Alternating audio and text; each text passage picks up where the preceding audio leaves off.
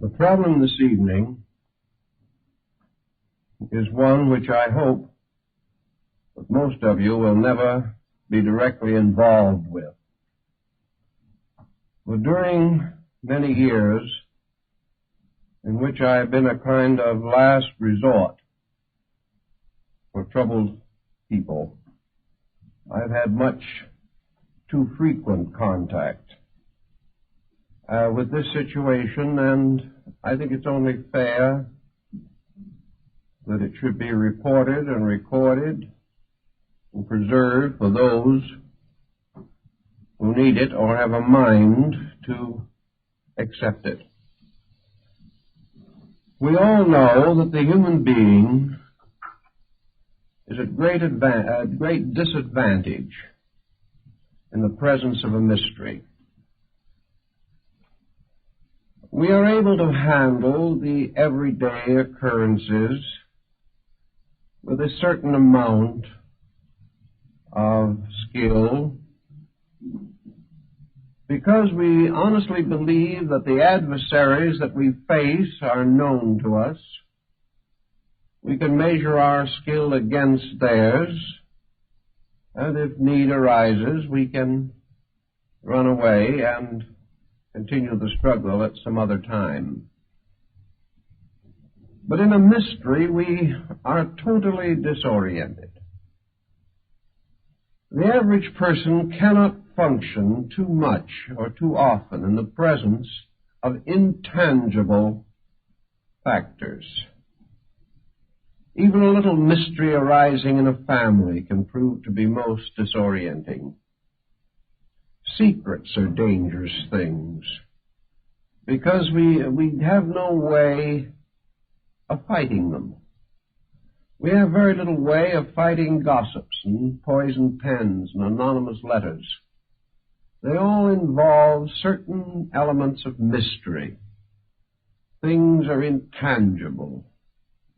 We cannot face them and have it out.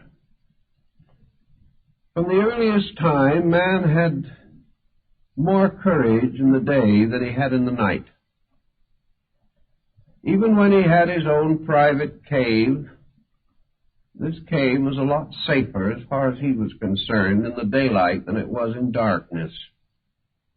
After he built houses and put locks on his doors and barred his windows, he was still happier in the daytime than he was at night, because in night perhaps old boards would creak or something of that nature. Man became afraid again.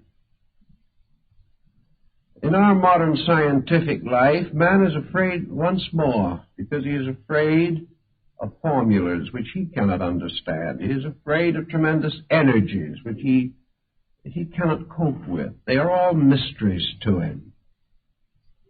We are a little bit afraid of the minds of other people. We do not know what they are thinking about.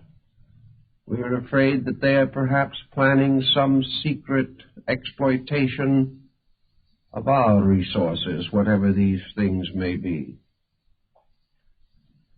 Long ago, man passed through a terrible nightmare, a nightmare of secrets and of darkness and of magic, intensified by a great common belief in the power of evil. The demons lurked in darkness at old crossroads. The fear of spirit possession, the fear of excommunication, of bewitchment, and all these things weighed very heavily upon some of our ancestors.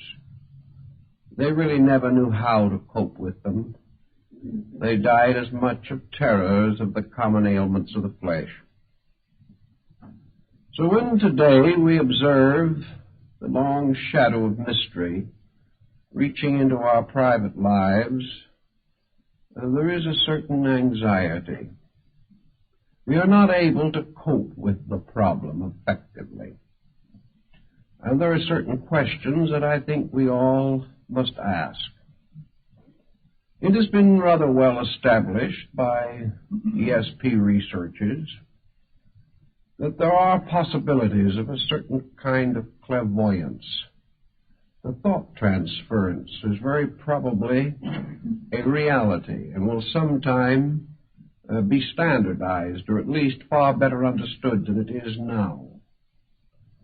We are more or less convinced that clairvoyance is within the reasonable probability of things, and many different extrasensory potentials are being experienced within ourselves. To a degree, these discoveries are important and useful and helpful, and perhaps they will support our basic idealism or our conviction that the universe is a far greater and more important place than we have ever learned that it was. But there's always this little lurking problem. So we can put it in a very simple words of one individual who spent quite a sum of money to have mental absent treatments. This individual was very anxious that a certain person that they knew should change their way of life. So they hired someone, a practitioner, to go to work on the issue, and after a reasonable length of time, the object of all this attention did make some changes in their way of life, including a will in favor of the individual who came to me.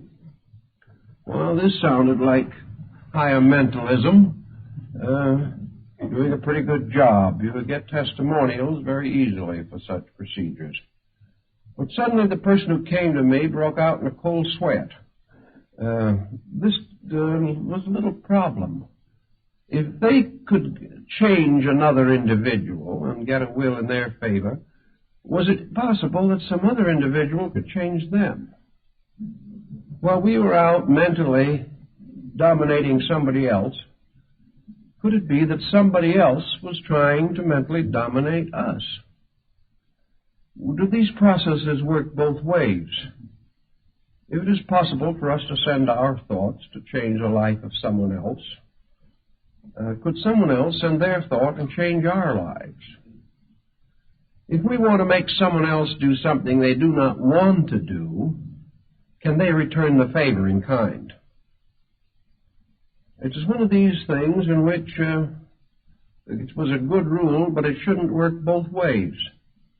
Each person feels that he has a right to change others, but he doesn't like the thought that somebody might be secretly trying to change him. The moment we get into this problem, our freedom of action, our freedom of thought, all these things evaporate. Where will it begin? Where will it end? If one person can influence us, so can 50 or 100 or 1,000. If one individual can cause another person to have a loss out of revenge or out of spite, can somebody else cause us to have a loss the same way? Like the old brouhaha. If we can pray our enemies to death, can our enemies pray us to death? It just doesn't look so well when we open this mysterious door between the commonplace and the unusual. We step immediately into a world, first of all, a region which we know nothing about. We have no background in our own experience to cope with these intangibles.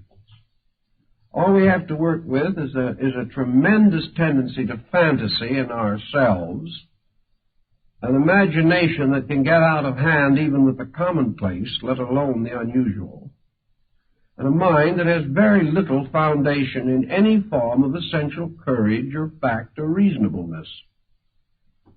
With a nature, therefore, that is lacking in most of the requirements of prudence and common sense, it is very easy to get deeper and deeper into a world of wonders that can change gradually and inevitably into a world of terrors. It is a rather dangerous situation for the person to suddenly leave behind the landmarks that he has and knows and depends upon and sail out into an uncharted ocean of mystical and occult possibilities. My experience with this type of situation is that 99 out of 100 land in shipwreck before it's over. They might be able to handle the situation with some dignity if they were very wise or very poised or very well integrated. But who ever heard of an individual very poised and very well integrated who ever got mixed up in these things? 9/10 of the potential victims of their own foolishness in this direction are themselves neurotic. They are persons whose lives have been, in one way or another, unhappy, frustrated, pressure-ridden. They are not thorough scholars. They are not deeply thoughtful individuals, trained thinkers. They are persons who have drifted along through the years, studying a little of this and a little of that, joining this organization and then that organization, and most of them in trouble from the mere process of chronic joining. So many of these organizations threaten their members that if the member leaves for any reason, some dark and mysterious curse will fall upon them. This is enough to wreck a life immediately. The individual living in the 20th century still has the old primordial instinct to be afraid of curses and afraid of the evil thoughts of others. And the moment we give these evil thoughts a large place in our own thinking, we can begin to feel these thoughts moving in on us. Our lives can become haunted by the mere fears that arise from negative speculations about the unknown. These speculations didn't rise as the result of certain interest in metaphysical matters.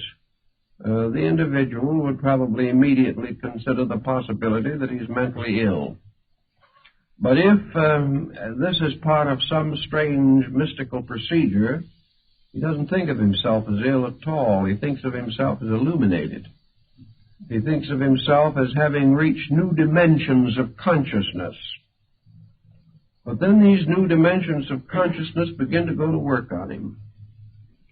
And before it's over, we realize that he has simply used this strange unknown as a catalyst for his own neurosis.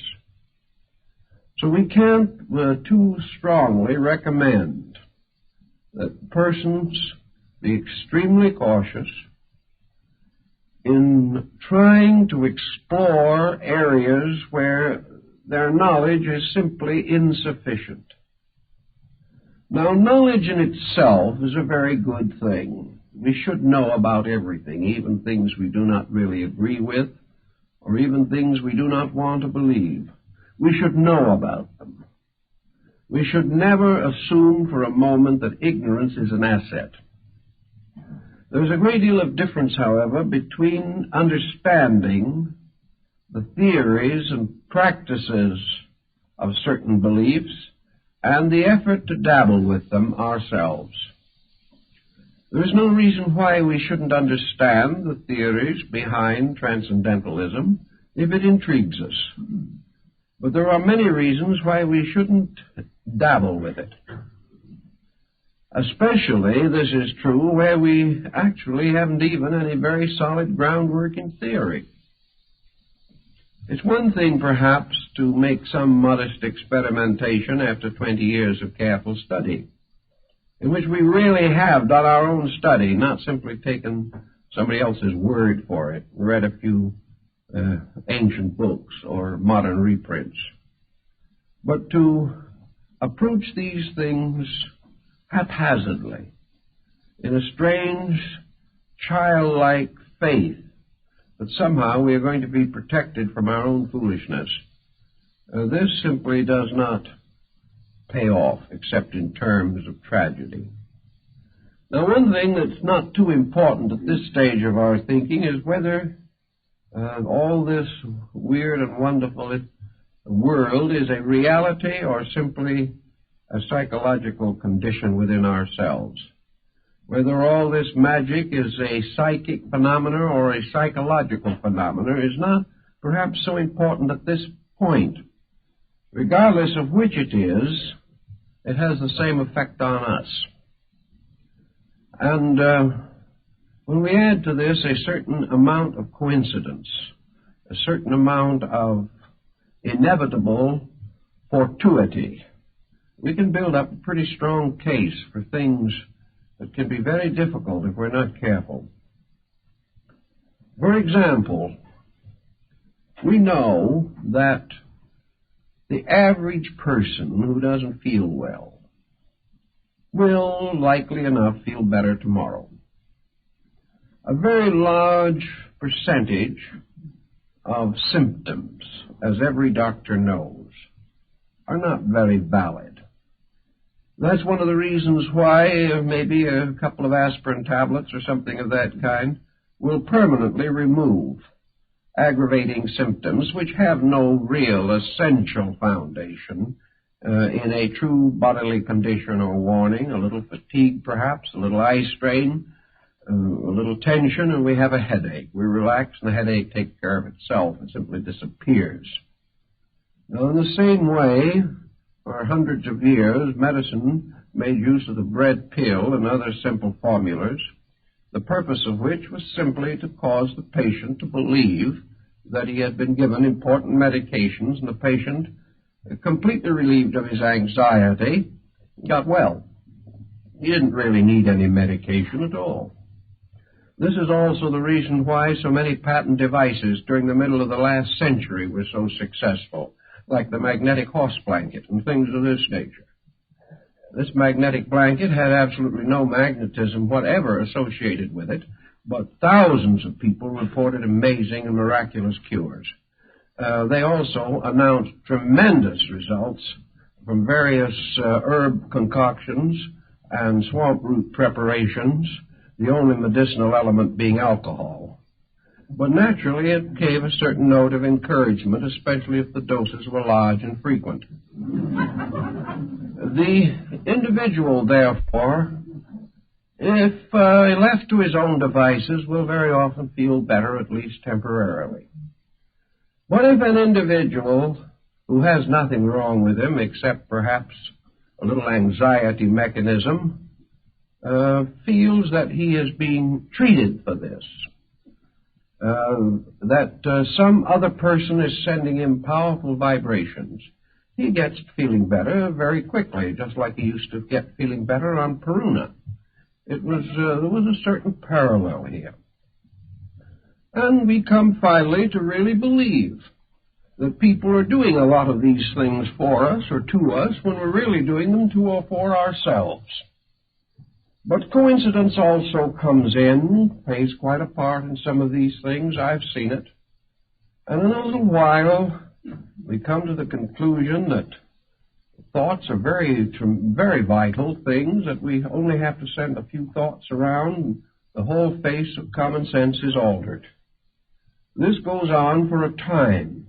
What ends is finally the individual becomes seriously ill with something, and perhaps by neglecting it, in the hope of some other form of magical cure, reaches a point where he cannot be saved at all.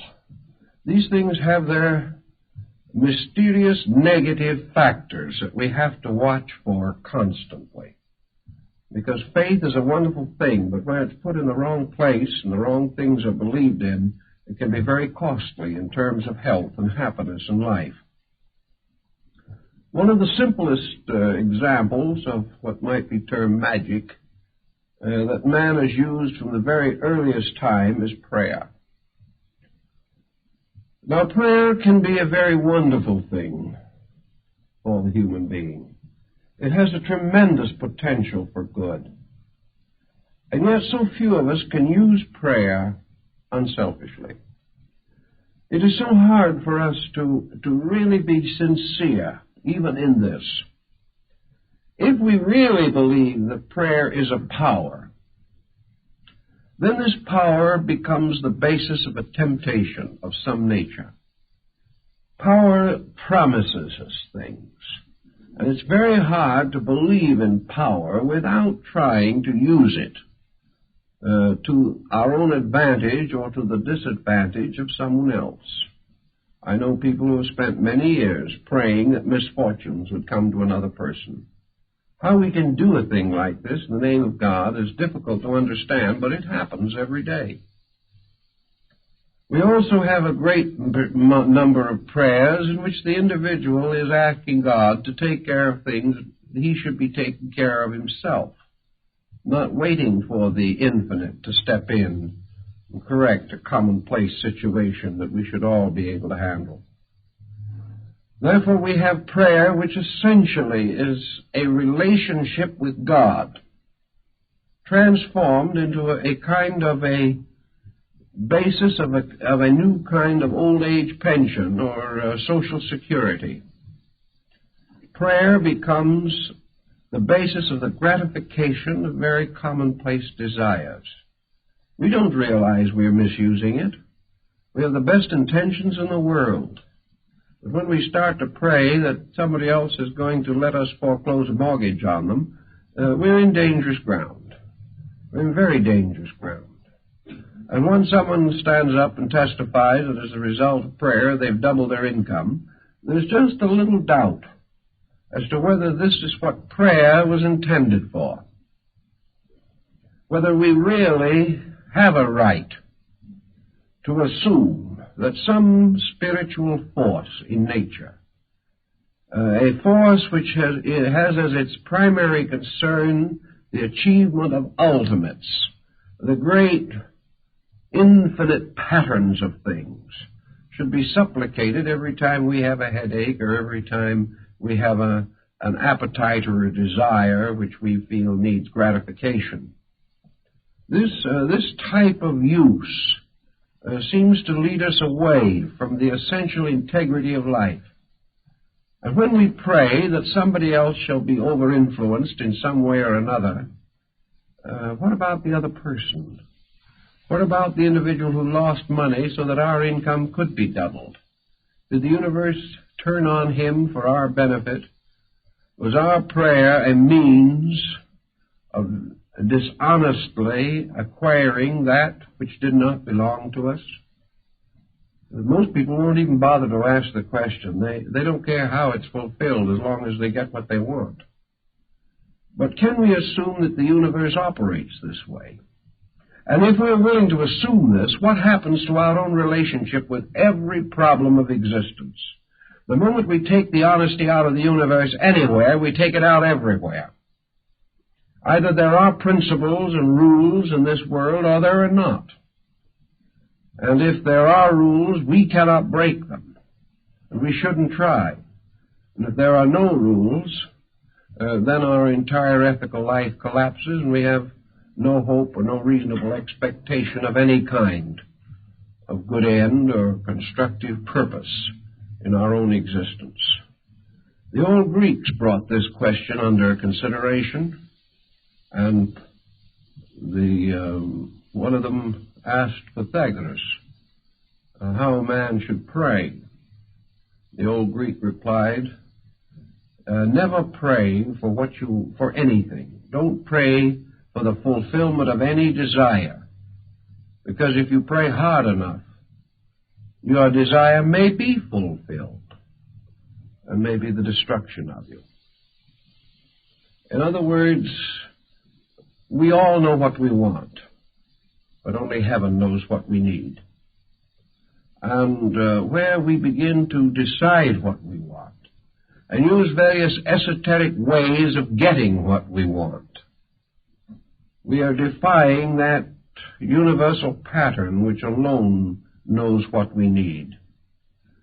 Therefore, it would appear that prayer has a function, it has a purpose, it has a reason. But that reason is not the fulfillment of commonplace desires. Prayer is a mystic relationship with life. It is man finding the source of his strength in a regular communion with the heavenly power that creates all things. Nearly all ancient prayers were hymns of praise. hymns of thankfulness and gratitude. It was very rare indeed to find in ancient or primitive prayers anyone asking for anything. It was the person simply stating in simple conviction his realization of the wonders of life, of the blessings he enjoyed, the wonderful privileges that he had. And he gave thanks to heaven for the sun and the moon and the earth and the seasons and the harvest. He was not asking, he was thanking. And prayers of this nature are pretty safe prayers because they do not involve any interference in the processes or order or reason of life itself. One thing I think is very important, whether it be in mentalism or in anything else, in prayer or anything that even seems to suggest a metaphysical factor anywhere in our action. And that is that whatever thought we think, whatever message we send, whatever prayer we say, that let us have at least one regulation on it, namely, that it be beautiful. Let it always be good. Let it always be something that if it so happened that it returned to us, we would be glad that it had returned. That there is nothing in it whatever that could be hurtful or harmful or evil. That we ask nothing of another person, exercise no influence over another person, except to bless them, to wish them well, and to hope them the strength to be themselves. Asking that they do nothing for us, or because we want them to, but asking only that they have the insight and the understanding to live true to their own highest principles. If we are very, very careful to keep ulteriourness out of our thinking, we do not have to live with the consequences of it sometime in the future. But just as we have taken every new and beautiful discovery that man has made and finally used it to hurt man, so even the most simple and beautiful and gracious thoughts that perhaps we start with all too often are twisted around to find some advantage for ourselves or disadvantage to others. In times of war, both armies pray for victory. This cannot be. In all the problems of life, we seek to call upon a divine aid for the advancement of some human concern. And this advancement is nearly always selfish. So another very safe rule in connection with all transcendentalism is to take the self out of it. I think this was the burden of Buddhism. Buddha, of course, lived in India. The Brahmins and Hindus of his time practiced magical rites. They called upon the gods, they invoked spirits, and they did many other things of this nature. Buddha warned against it, as also in Greece did Pythagoras. He warned against it on the ground that all of these rites and rituals had something to do with the gratification of man. That the individual wanted power, he wanted wealth, he wanted security. And even when he, Faust-like, bound some elemental to his services, as in the old legends, it was always in order to gain some gratification for his own ambitions or desires. One of the ways to take the blackness out of magic is to take the selfishness out of it. And in the ancient religions, there was a kind of wonderful divine magic. The magic of illumination, the magic of insight and enlightenment. This mysterious and wonderful magic by which man seemed able at times to come into the presence of his God, to stand in the transcendency of the divine principle, to enjoy or to participate in a wonderful experience sometimes called cosmic consciousness. This kind of a diviner magic, in which self plays no part, is one, perhaps, a form of the transcendent which may be permissible. But the rule, I think, is safe to follow, is that man is in danger whenever he is selfish. And the greater the skill of his selfishness, the greater the danger he is in. And if he uses any esoteric or magical means to gratify selfishness, then he is definitely practicing black magic.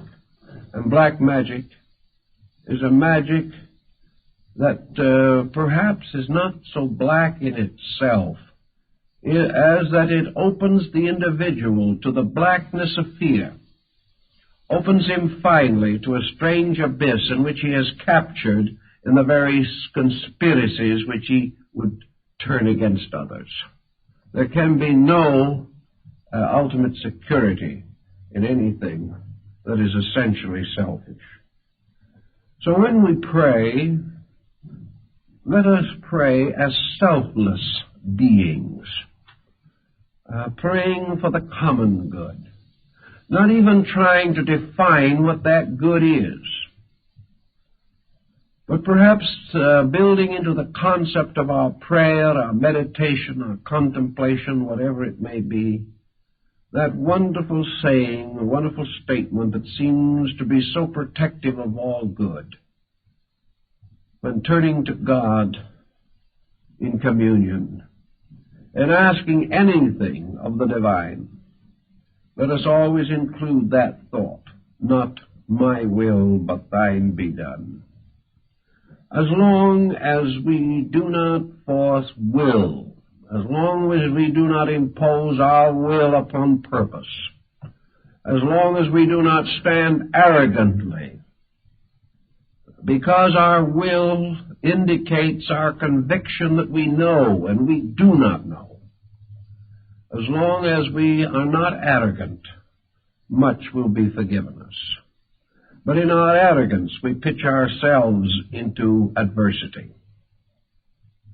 Always, therefore, our own purposes, our will, our appetites, our instincts, our ambitions must be subservient to the great cycle of laws under which we exist.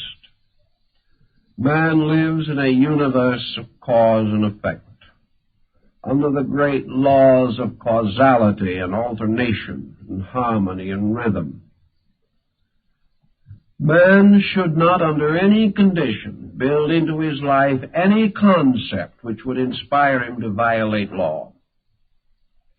He should not set himself against natural law. He should ask for nothing that he is not able to earn. And he should in no way attempt to force any condition in nature by which he attempts to evade that which is his natural and proper destiny. If man must pray for something, as Buddha points out, let him pray for enlightenment. Let him pray that the only desire that is desirable is the desire for truth itself. Not the truth we want, but the truth that is. Not the truth we prattle about day by day, but the truth of those infinite principles which we can only dimly comprehend.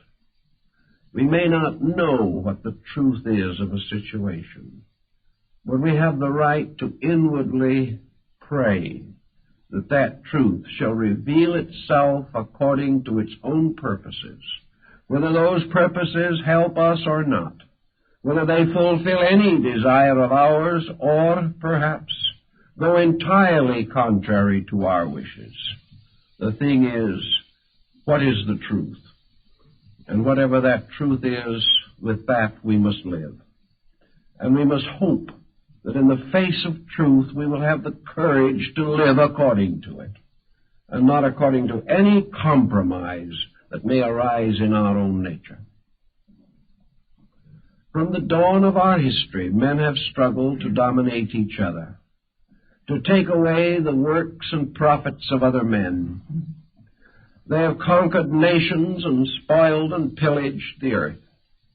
Everywhere the individual tries to use strength to dominate the lives of others, by means of strength, by intimidation, by fear, by outnumbering or outwitting, the individual has tried to deprive others of their natural rights. Out of this procedure has come the entire tragedy of civilization, a tragedy which continues today as it has from the beginning. And we cannot assume that any mysterious power which man may develop shall be considered as different from any material power by which an individual seeks to gain advantage over another. There is no difference except, perhaps, in the detailed construction of the instrument. But whether we try to take a man's goods from him with a gun or with a thought, we have committed precisely the same offense. Whenever we try to over-influence him, we are doing the same thing that we would in any action or procedure in which we lure another person into an unfavorable situation in order to cheat him, betray him, or deprive him of something. In fact, as we study the situation more carefully, we realize that just as our actions have their rewards according to their motivations and their values, that the perversion of wisdom, the perversion of insight, the perversion of spiritual resource is perhaps one of the greater crimes and carries with it one of nature's heaviest penalties. Actually, we are far worse off as living beings if we steal from a man by influencing his mind than we are if we break into his house at night and rob him of his goods. We have committed a different kind of offense. In robbery, we have used common means. Perhaps the man was careless and didn't close his doors properly. Perhaps also we were using the ignorance of our own lives in which we didn't really know any better. But where we use anything that has to do with sacred matters, anything that has to do with the immediate presence of the divine in any of its aspects, we are committing a peculiar and terrible evil. Therefore, to pervert the mystical powers of meditation, concentration, and prayer, such perversion carries a far heavier penalty than that of physical robbery. We have now created a situation which has gone into our psychic entity. We have dabbled with something which can destroy life and reason in every part of our natures. Therefore, we must be extremely slow and cautious in this type of thing. Now, we don't want to spend our entire time pointing out all of these mistakes that people can make, because there are other phases of this situation, and we have to stop to consider the individuals who get into trouble who are absolutely sincere. Many cases that come along relating to psychic problems have not really their origin in any instinct to malpractice. They have many times their origin in the individual's desperate desire to grow. He assumes that growth means for him solution of something. He does have the one weak spot, the heel of Achilles, which has made it possible for him to get into trouble. In his desire to grow, he is usually looking for some kind of a shortcut. He is looking for some kind of a mysterious key that will open for him an understanding or insight otherwise not available. So he is really seeking just a little bit selfishly, and just a teeny-weeny bit dishonestly, but he doesn't know it himself. He assumes in this case that the end justifies the means. He assumes that illumination is the end to which man is intended, and that anything that contributes toward this is good, regardless of the detailed considerations involved. So we have the individual, and it doesn't make any difference where he is or what school he belongs to.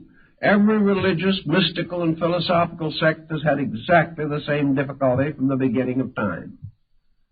It is the person who really believes that the esoteric truths of life are some kind of a secret, and that it is possible to find the key, buy it, steal it, beg it, borrow it, do some way to get it, and that by means of this key we can suddenly, to borrow a phrase from alchemy, unlock the shut door of the palace of the king. That there is some way, a way in which spirituality can be wonderfully augmented within the individual by some methodology. And of course, years ago, we had a deluge of methodologies. Today, they are not so frequent, but there are some pretty intensive ones still left. And people are sometimes wrong in their judgment of these groups.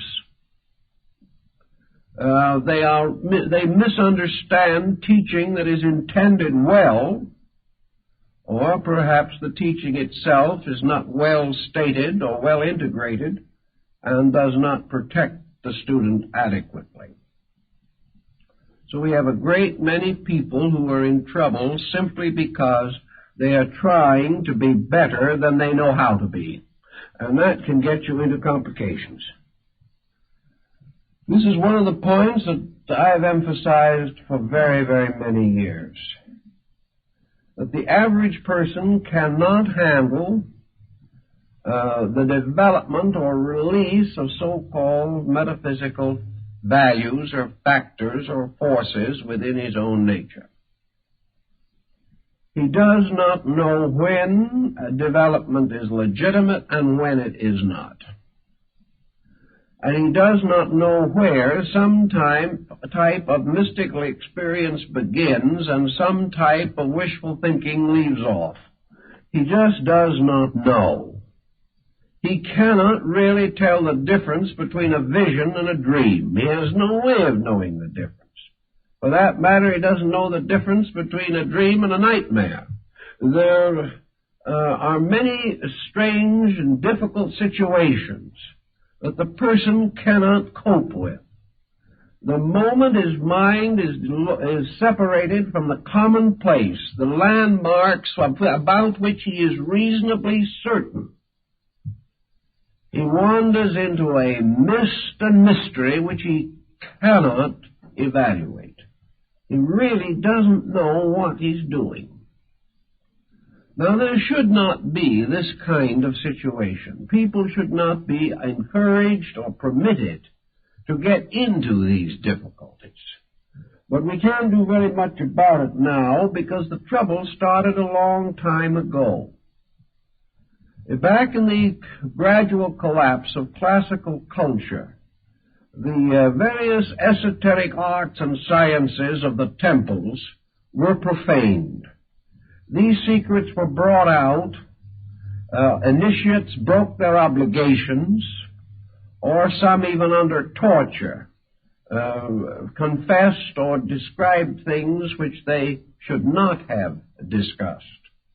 In any event, little by little, what used to be a very carefully guarded way of life became available through the dishonesty or the treachery of members or novices in these subjects, and the old mystery sciences came into the common possession of mankind. Of course, some good was accomplished. It wasn't all bad. For from the temple we got mathematics and astronomy and chemistry and music, geography and history. Practically every science we know was originally part of this secret wisdom.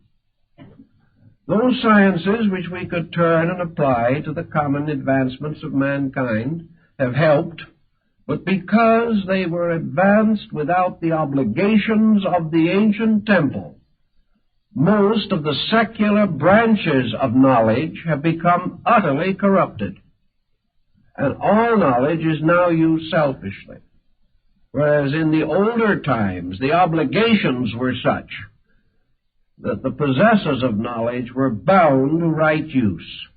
This no longer exists as a general policy, unless the person by his own high morality makes a voluntary obligation. But some of the other more secret and mysterious arts were brought out of their ancient symbolisms and from the early sanctuaries of the mysteries.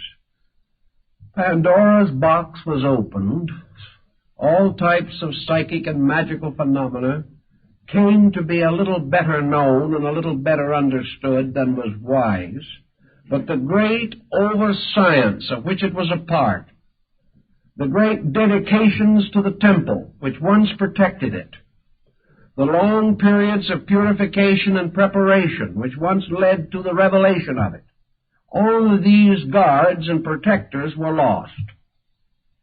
And the individual was in much the same condition that we were when we discovered nuclear fission and had in our hands the greatest power that man has ever materially possessed and practically no ethical structure to direct the use of it.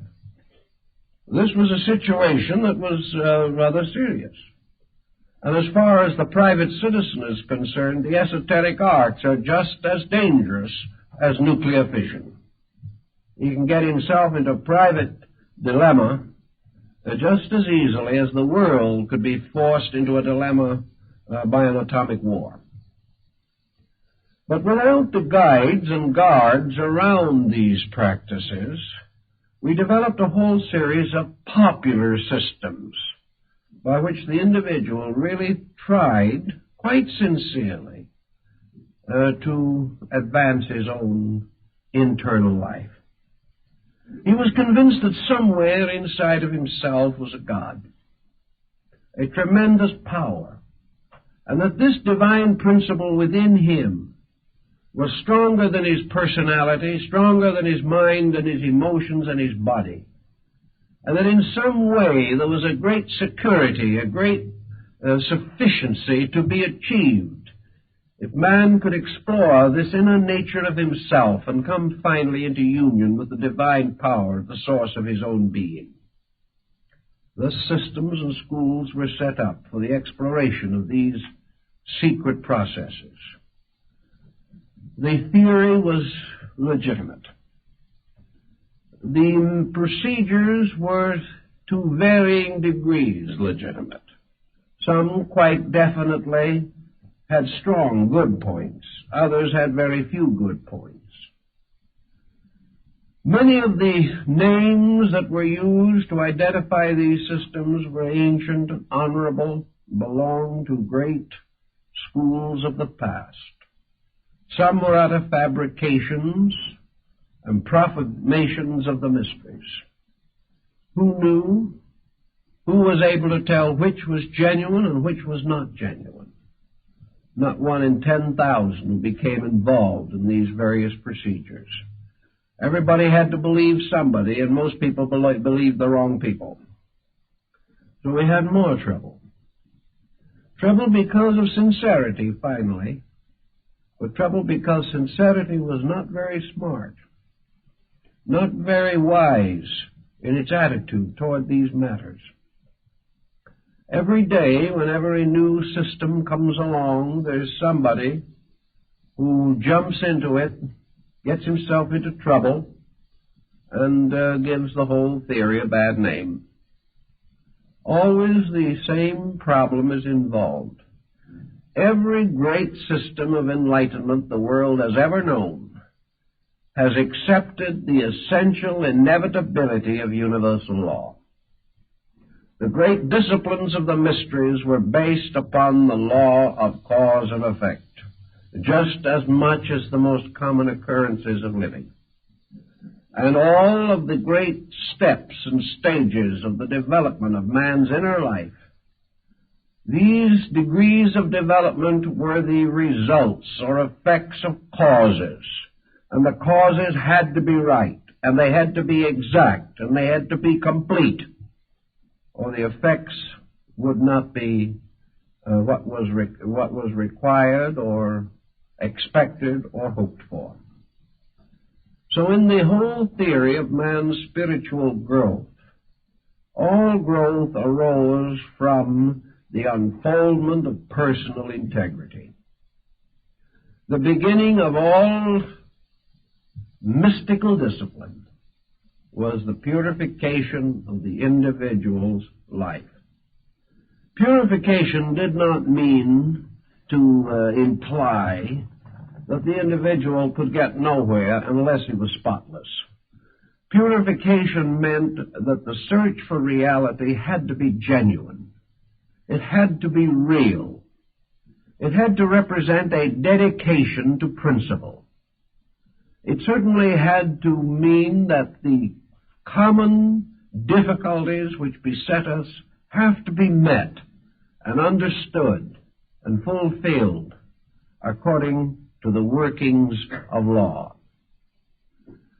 And so we have today a great many people who are trying desperately to develop certain extrasensory perceptions. Most of them get in trouble. They get in trouble for many reasons. First, because they do not understand how to develop anything. They have to hope. They have to pray. They have to follow some strange, mysterious pattern and have some kind of faith that it will work. Well, many times, of course, they are following patterns given them by others. And here we frequently hear the wonderful accounts of the secret instructions that folks have received. And many of these instructions are appalling. They represent the most colossal ignorance and effrontery on someone's part. I've checked a great many of these wonderful revelations of how to develop extrasensory powers, how to become an adept in 5 or 10 lessons, how to look through solid walls and see what's going on the other side, how to multiply the family fortune, make friends, influence people, dominate situations, almost anything you want.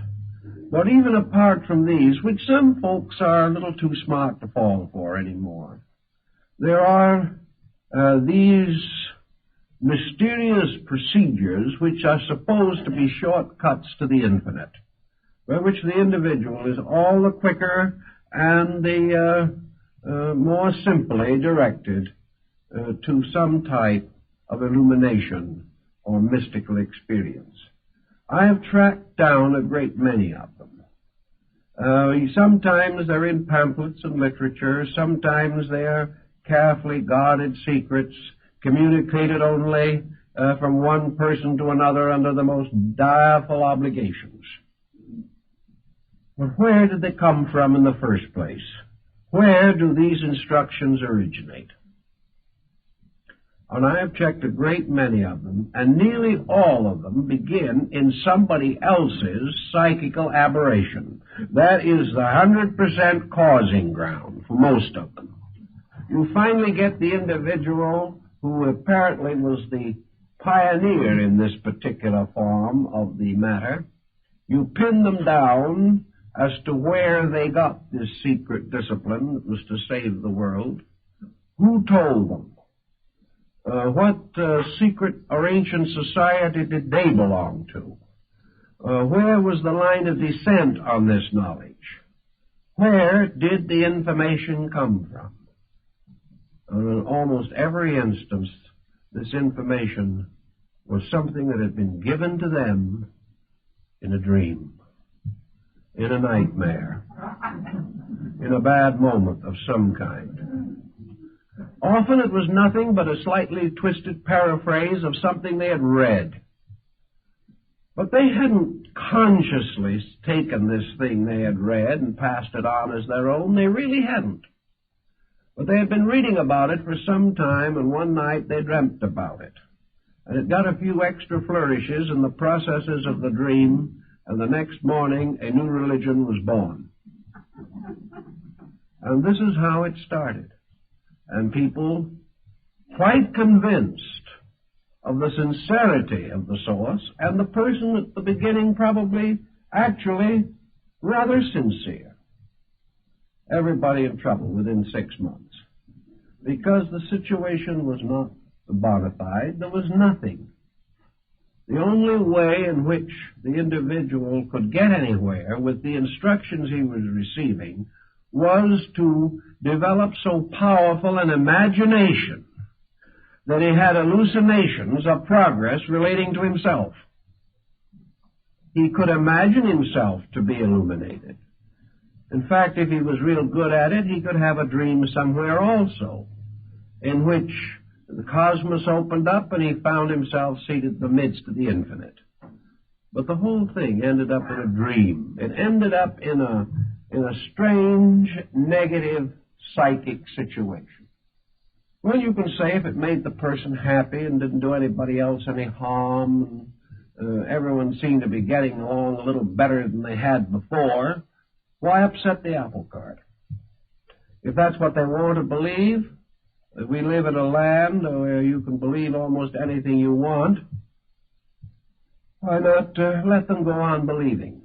Well, if it went along nicely like this and everything remained happy, that wouldn't be perhaps so bad a situation. But it never goes that way. In a very short time, the false doctrines, the false ideas, the stupid situations that arise begin to create complications. The individual who thinks he is illumined insists on illuminating other people.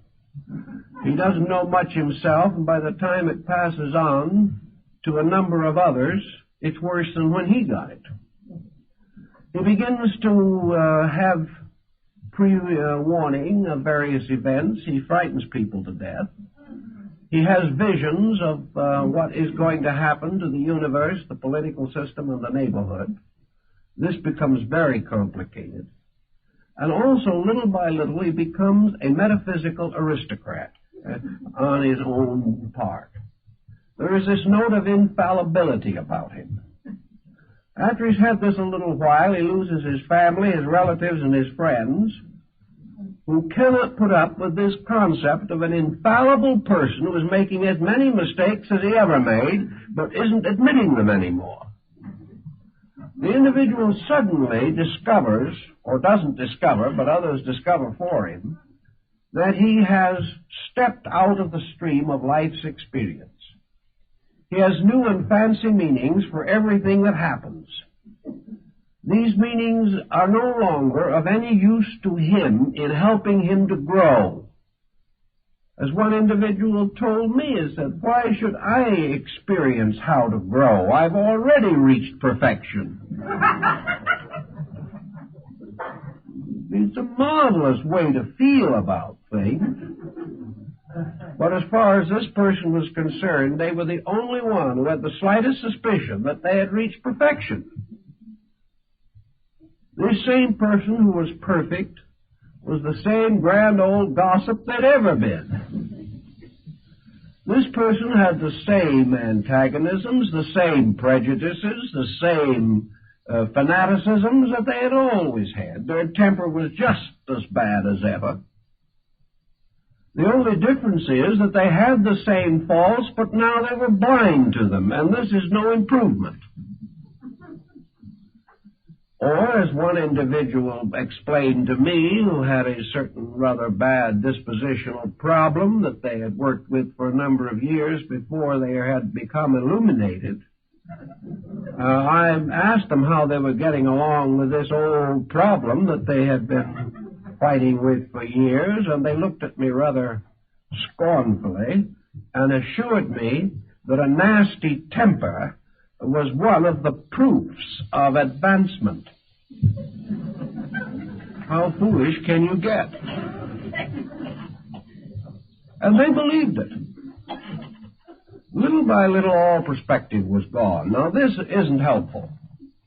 The individual keeps on going along this way until a situation arises in which they come face to face with an emergency, in which the only solution would lie in the fact they were what they thought they were.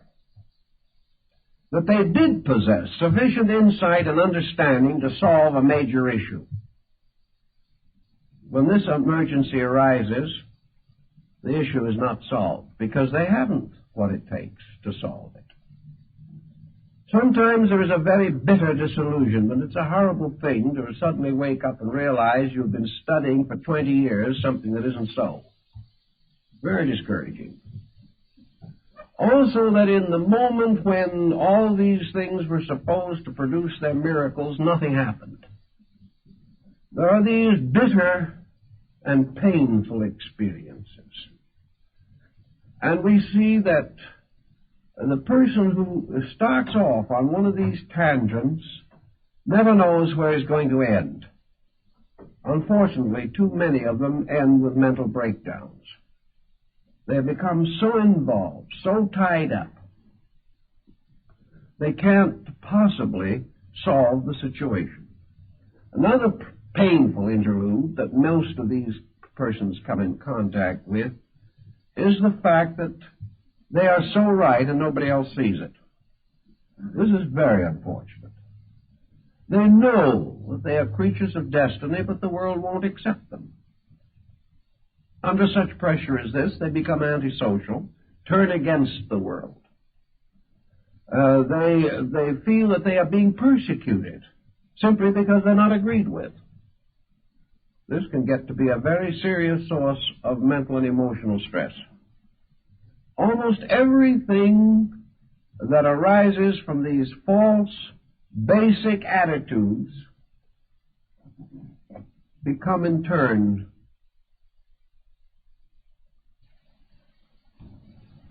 almost everything that arises from these false, basic attitudes taking the life away from the simple dignities, the simple humanities that make things valuable. If, therefore, you are not careful, you can get into trouble. Here's another general phase of the matter which also has its problems, and that is the effect upon health. We've spoken about a little about the emotional and mental stress of these situations. Now let's speak about the physical, the possible damage that is done physically as a result of some of these procedures.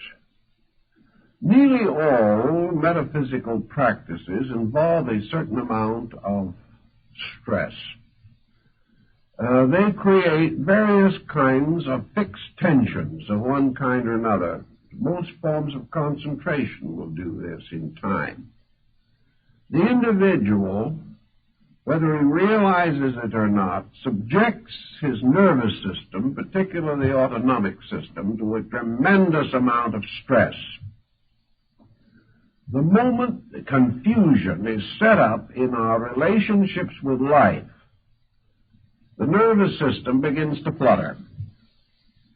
Because the nervous system is very close to fear, anxiety, uncertainty, unreasonable hope, and the ups and downs of 1 minute of despair and the next minute of exaltation, the individual believing everything one moment and nothing the next moment, more or less disoriented much of the time, and becoming more and more hypersensitive, more and more defensive, because he is increasingly misunderstood by everybody else. Little by little, his life becomes miserable, unhappy, unadjusted, tension-ridden, stress-torn. And in a very reasonable length of time, the physical situation begins to reveal itself. It is very hard for the person to be under fear, anxiety, or intense imagination without punishing the bodily structure too much. So these people begin to experience lack of normal body functions. Respiration may become erratic. Various forms of tachycardia may develop. Elimination may get very bad. And most of all, we have the person who develops what I have often referred to as psychic flutters. This is an ailment in itself which is almost uniquely due to psychosomatic symbolism. It is the gradual development within the personality of strange, unexplainable miseries, as we used to call them, particularly in the Deep South. They were often referred to as miseries, sometimes a little further north as agonies. But in any case, they were difficulties. Most persons who have these psychic problems report strange feelings. They report motions moving inside of them, something like nerve filaments crawling under the skin. They describe something resembling the grand symbolism of the metaphors. Almost any mysterious, eccentric, uncomfortable, distressing feeling. They will have all the cold chills and hot flashes there are in the book. They will feel things moving up and down their spines, think their eyes are crossed, have trouble in swallowing, strange, mysterious moving migraines in various parts of the body. They will develop symptoms of arthritis one moment and of arteriosclerosis the next. They have many of them. But they are suffering from palpitations, flutterations, and everything you can think of. And they are sure, almost certain, that these different things all indicate the presence of some kinds of strange entities that are creeping up at them when they're not looking, scratching them when they're trying to relax, whispering unpleasant words into their ears when they're trying to sleep, tormenting their rest with dreams and visions that are not nice and not pleasant, and creating every kind of a nerve reflex that people do not enjoy. This is a very common group of symptoms. I could list hundreds of related symptoms in this area, but I think we have summed it up sufficiently to point out the general theme. To these people, all of these symptoms seem to signify the presence of some other entity, being, force, nature, or substance affecting them. Perhaps they think that some of these mysterious feelings are other people's thoughts bouncing off of them, or something. But as always, this type of thing begins to develop. I think the real answer to it is a gradual psychosomatic transference of total confusion. The the individual has lost completely orientation. And perhaps we can imagine that the nervous system, under such complete psychic breakdown, simply loses its own rhythms and its own orderly processes, and begins to take on some similitude of the prevailing lack of organization and integration. In any event, we find that a large amount of psychic phenomena ends up with this. Sometimes it gets so bad that there seems to be very little you can do for it. The one thing that might help you can't do in the majority of instances, and that is get the individual to change his own mental habits. By this time, he is so convinced that he has no power over the situation that all he wants is a sorcerer to get rid of demons for him. He doesn't have any realization that these symptoms indicate the breakdown of his own natural integration. He is not mentally ill. He is physically disturbed, symbolically. All the mysterious doubts and wonders and hopes and anxieties that developed psychically are now playing themselves out nervously in the functions of the body. And this is an unpleasant thing to have happen.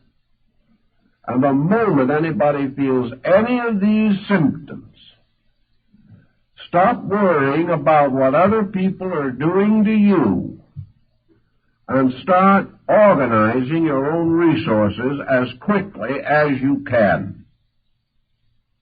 By organizing your own resources, I mean simply get your mind on practical, workable levels of action, train your thinking, control your emotions, find natural and reasonable outlets, and get your mind off of being spiritual. Because if you don't, you're going to have more trouble. Obviously, an individual in this condition is not spiritual. Therefore, whatever method has been used to get into trouble is not the method they should be following if they wish to become wise. So there's no use continuing the present policy. It is obviously wrong, or the individual wouldn't be in trouble all the time. This, again, is a problem that affects good people, people who have tried very hard, but who have lost a certain sense of security. They have been thrown out into a universe that is too big for them, and they weren't smart enough to swim to shore as quickly as possible. And most of these people must learn to swim to shore and to start all over again in the effort to establish a basic groundwork for self-improvement. We often find that other factors do contribute to this situation. Nearly every religious organization and most people involved in them become gradually more or less unnatural in their personal ways of living. They get into trouble this way also, unfortunately. We have all kinds of trick diets. We have all kinds of special exercises. We have individuals forcibly removed or deprived of the common expressions of life which have been theirs over a period of years. We find them gradually developing various frustrations on the ground that the more frustrated they are, the more spiritual they are. This is a good way to get good and sick quick, because the human being cannot take these inconsistent procedures without having some background for them. Now, it is true that every so often you will find a hermit or an old saint in legend, lore, or actual history, perhaps, who has gone away into the desert, into the mountains, or into the forest, and there built his hermitage, and has lived peacefully and quietly apart from the concerns of man, and has practiced his Tao or his Zen or his Yoga for half a lifetime in perfect peace and tranquility.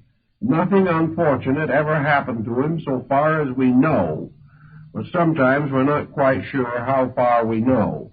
But at the same time, the rumors are that he's done well. Now, this is all right. It's quite understandable. There are people like this in every human society. There are individuals who are born for the cloisters and are never happy till they go there. There are people who have always wanted to live strange lives of unselfish dedication to other people. They're really most content in some field of religious service. They have no strong attachments to worldliness. They find material living uncomfortable and unpleasant. They do not want to run away into doing nothing, so they would rather live in a dedicated service to some cause. And many of these people are very useful, and they do wonderful jobs. But they are generally useful and do well under the strong supervision of a system. And they become teachers of the young, or nurses of the sick, or guardians of the aged, or something of this nature. But they live and function, and their religious life is dedicated to rather practical, commonplace labors, which they perform in the name of their higher spiritual ideals. Now, this, in many instances, works out very well. But to take everyone, to take people from here and there and everywhere, and impose these kind of restrictions on them, will most certainly end in psychological and probably physical disorder. These people are not so constituted that such a program is reasonable or practical for them. This is what happened in the development of Buddhism, where the Southern school divided from the Northern school. The Southern school taught distinctly and definitely that there was only one way to achieve illumination, and that was to leave the world completely, utterly, and immediately, and never come back again. To turn from the common life to the robe, to give up every possession, to give up every attachment, to give up every worldly attitude and even every worldly responsibility, and go out with a begging bowl and one small square of cloth, and keep on wandering and meditating until consciousness or death ended the procedure. This was not, however, the Buddhism that gradually unfolded the great arts, the great cultures, the great mystics and idealists of the Mahayana system. Man gradually came to realize that somehow the great spiritual truths had to be brought within the range of his common life.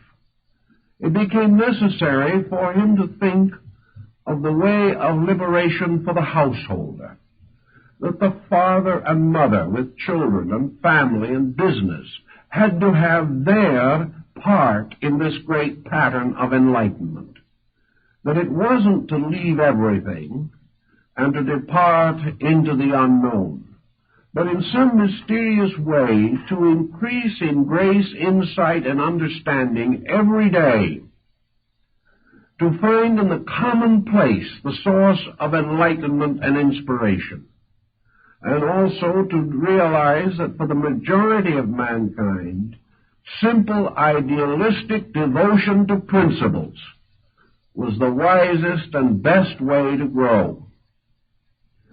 That sometimes, if the person had the internal requisites, if he had brought forward with him from some previous life a degree of insight that called for the development of some extrasensory perception, it would come in due time of itself. And of course, in the Northern Buddhist system, that was the last thing anybody asked for or expected. They did not practice their religion in the hopes that some initiation or mystical experience would occur to them. They practiced their religion because they believed that their religion was the proper way of life. That if they lived this and lived it well and kept the law, they would fulfill their responsibility to God and themselves.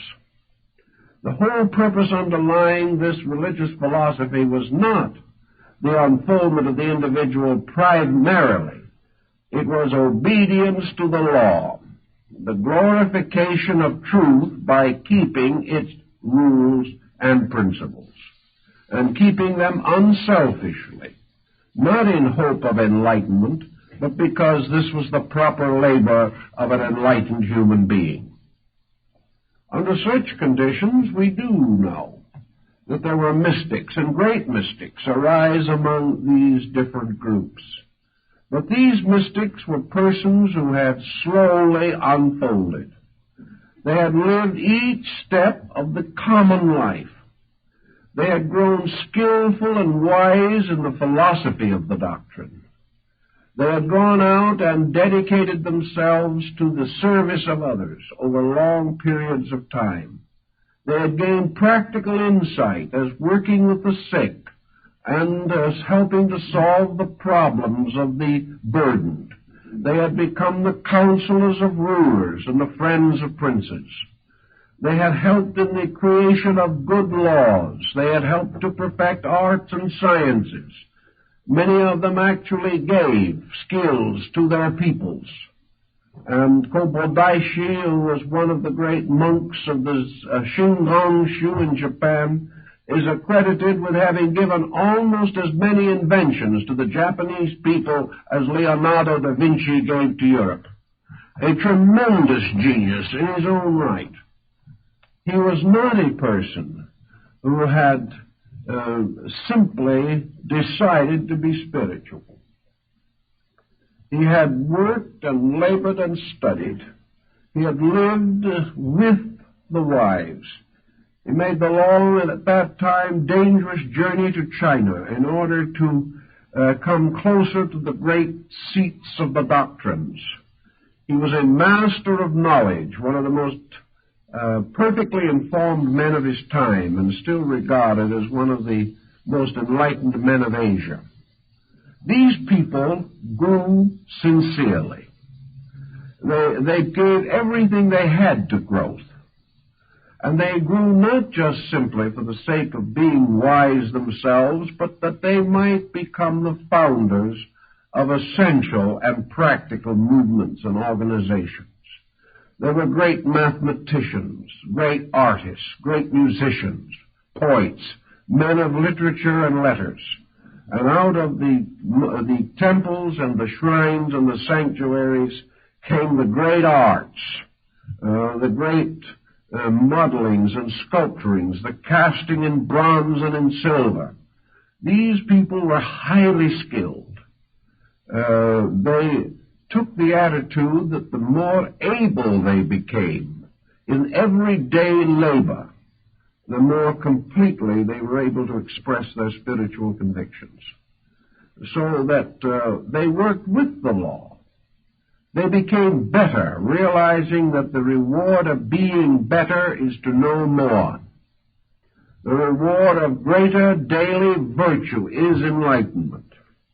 That there are really no tricks in this thing at all. By the time they reached the point, as in Zenshu or in the Shingon-shu or Tendai-shu, where certain esoteric disciplines were recommended or given to them by their teachers, these disciples were so well grounded in every principle of ethics, in their knowledge of the universal structure and the operations of all the laws of nature, that it would be virtually impossible for them to make a mistake. They had all the groundwork in, all the principles thoroughly established. Usually, in Zen, not much of an esoteric nature was divulged under 20 years of discipleship. And that discipleship was more rigorous than anything that we can imagine. It was constant self-analysis, the breaking down of every illusion and delusion in consciousness. And by the time the disciple was ready to go on, he had truly cleaned his own inner life. It was well disciplined and well ordered. People that have this degree of insight can probably be trusted, and you seldom if ever hear of anyone in this type of level of activity who ever perverted what he knew or contributed to the corruption of anyone else. These people knew, and they were able to use their knowledge wisely. What we are worried about constantly and stricken about so often is the dabbler, the one who really tries, but simply doesn't even have a comprehension of what he's trying. To him, a few lessons and a couple of books, and he's well on his way to nirvana. It just doesn't operate that way. This does not mean, however, that the individual cannot grow. He can grow continuously. But he has to grow with a dedication, not an enthusiasm alone. He has to grow along the line which is the most difficult of all forms, and that is self-discipline and self-control. I know more people who have tried to be spiritual without taking hold of their own lives. They can do almost anything you can imagine except what they should be doing, and that is controlling and directing their own conduct. These people are perfectly willing to devote a great deal of time to wandering about the cosmos, but they cannot be patient as people. They do not know how. They cannot really be thoughtful. I know many of them that cannot even be commonly courteous. There is no attention to personal character. This is something to be left behind, to be hurdled, to be considered fit only for persons of less spiritual insight. There is no spiritual insight apart from character. There is no safe mystical experience apart from character. There is no possibility of man exploring the inner universe of value safely unless his own integrity is completely established. Any other course of procedure is bound to lead ultimately to difficulty. And because no one but the individual himself knows the degree of his insight, each person has to come to some way of judging these things. You cannot tell him that he isn't ready. He will keep on going around until he finds someone else who tells him he is ready. And this goes on because the person wants to believe that he's on the verge of enlightenment. He doesn't want to be told he hasn't started yet. So you can't convince people against their will. And yet, because of this peculiar type of religious thinking that has developed, people just get themselves into trouble and have no way out. And by the time they realize the degree of their trouble, the very persons who got them into the trouble can't do a thing for them. So they wander about, hoping for someone who can perform a miracle and rescue them from the dilemma into which they have gotten themselves. By this time, perhaps they do have a little experience.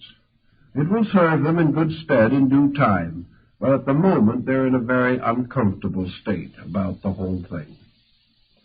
So we can only profoundly warn the individual that when he starts dabbling with mysterious things, he must either have the consciousness to handle these things, or he should leave them alone. And no one who is frightened out of his wits by every psychic wind that blows is in a condition to handle the problem. No one who has to seek help is in a condition to handle it. Therefore, if this situation seems to be developing, there can be only one answer. Get out of it as quickly as you possibly can and get your feet back on the ground again. Use the simple ways. Realize that this whole problem of what you might term psychic involvement is only possible at all because basically the person is not capable of thinking with true wisdom. He isn't able to really think straight.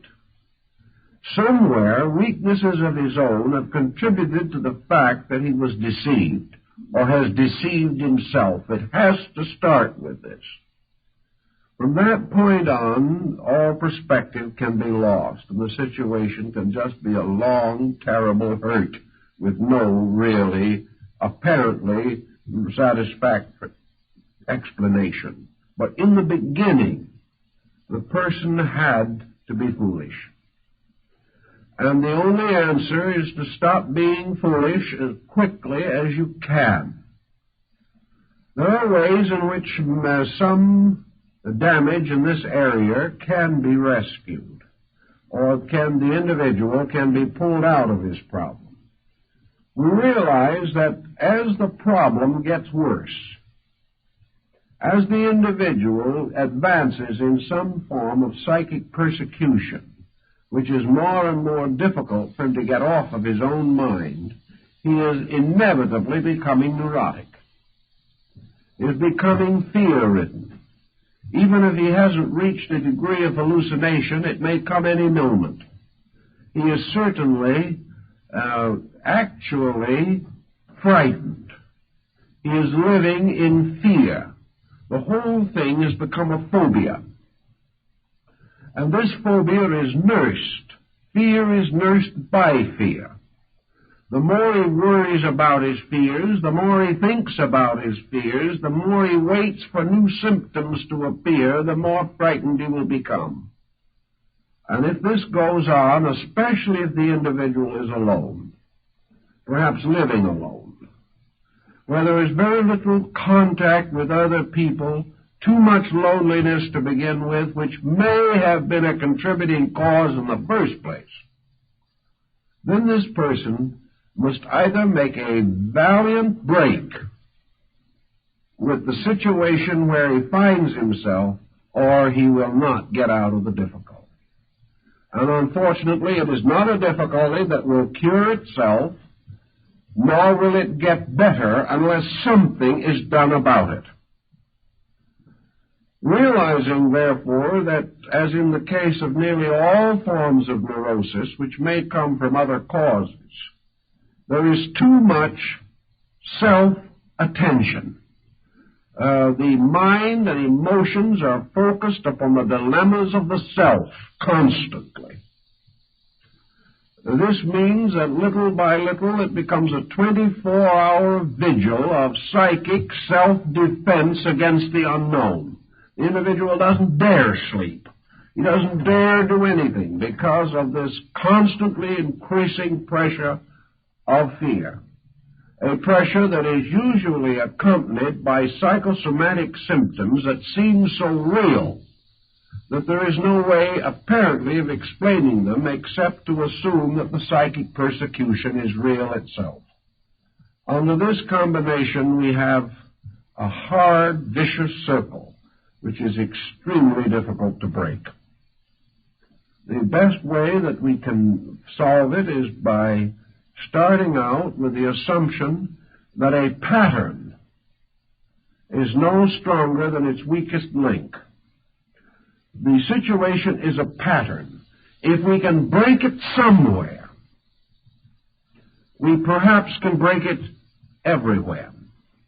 If we can put new factors into the problem, or take old factors out of it, if we can shift the point of view, if we can change the psychic chemistry in some way, then the individual may be able to handle it himself from there on. So we have common things that we try to do to help people in this type of problem. We try to find out anything that they are doing that is unnatural, unreasonable, or likely to contribute to the trouble. If these people are starving themselves to death in the name of religion, we suggest a square meal, but that it be taken slowly, because otherwise they may have dyspepsia. If these individuals have been practicing some form of syncopated breathing or something of this nature, they must stop it, or the situation will not change. If these people have left the world because it is so materialistic and so unspiritual that it is constantly hurting their very, very subtle etheric bodies, we suggest strongly they go back in the world and reestablish contact. That they've got to get out and get back in those good old low vibrations again, because the high ones are killing them. If these people have no interest in life whatsoever except waiting for the next psychic phenomena, we strongly recommend other interests. And we particularly recommend some form of activity which disciplines. If these people are retired on an income or are divorced and living on alimony and don't have to work, they're in a especially bad spot. These people have to decide that they have to work. They have to come to the conclusion that no matter what they have or how much security they enjoy, they will destroy themselves if they are not usefully occupied. We find then the importance of these people training some part of their natures. And the result shows how badly this training is needed, for so frequently these people are completely unable to take up any line of self-discipline without a massive struggle. These individuals cannot go back to school and take some adult education work. It's too monotonous. In other words, they cannot say to themselves, I expect to do this and I will do it. It's part of the very evidence of the trouble they got into. But you've got to get them out of it. They have to have new interests, new activities, practical outlets. They have to take up studies. They have to discipline themselves. If you want to play the piano, you discipline yourself. If you're suffering from a bad psychological or psychic condition, if you're unable to control these vibrations that may or may not be entities, it is simply because of lack of discipline. If you will discipline yourself somewhere, it will show all over you. Therefore, if we can get this individual who has never made up their own mind clearly on any subject in their entire lives, but who thinks they're just on the suburbs of heaven, if you can get this individual to go out and study music for 5 years, doing scales for the first 3, and insisting that their own hands and their own minds will do this, or if you can get them into a group of Sumi painters and make them learn to make circles and bamboo joints on paper with black ink for 3 years before they're allowed to put a leaf on them, these people get well. Why? Because they have suddenly learned that they can make their minds and emotions do what is required of them. The person becomes positive. He has some accomplishment. He has some ability. It usually takes from 1 to 3 months for a discipline to become a fascinating thing. The first 2 or 3 months, it is drudgery. But if a person really has some qualities within his own nature, he will develop a growing interest in the new things that are of interest or value to him. So if he can hold on for 2 or 3 months, the subjects will probably take over a large part of his habit mechanism. He will then go on and find that he has learned how to learn. If he will do this and gradually develop disciplines, he will then be able to turn these disciplines to the direct problems that are probleming him. He will be able to turn these disciplines to fear. He will find that he is able to control fear in himself. He will be able to control his own spiritual ambitions and realize that he's probably not quite ready for nirvana. He will be able to recognize that it is possible for him to go home into an empty house, perhaps, and build there a world of interesting values because he has become an interesting person. It is from ourselves that the environment in which we live must radiate. If we are negative, the environment is negative and afflicts us. If we are dynamic in ourselves, the environment in which we find our daily living becomes itself a dynamic source of inspiration. Everywhere the individual achieves his spiritual integration by becoming master of his own instincts, appetites, impulses, and fears. So if we can create in the person new interests, if we can cause this person to become more concerned over someone else than himself. I've known 2 or 3 cases of this spiritual problem in which the individual was suddenly transformed by an unavoidable responsibility. They suddenly realized they had a duty that had to be performed. They rose magnificently to this responsibility, and the psychic problem vanished instantly. But there has to be something bigger than our fears. If we start correctly with our philosophic growth, truth is always bigger than our fears. But too many people live in a universe in which truth is lost. The moment we stop believing in forces of evil persecuting us for no reason, we have betrayed our own faith in the universe. There is no other answer. But we do not know this. We can't think it through anymore. We've lost our perspective. We are simply hurt.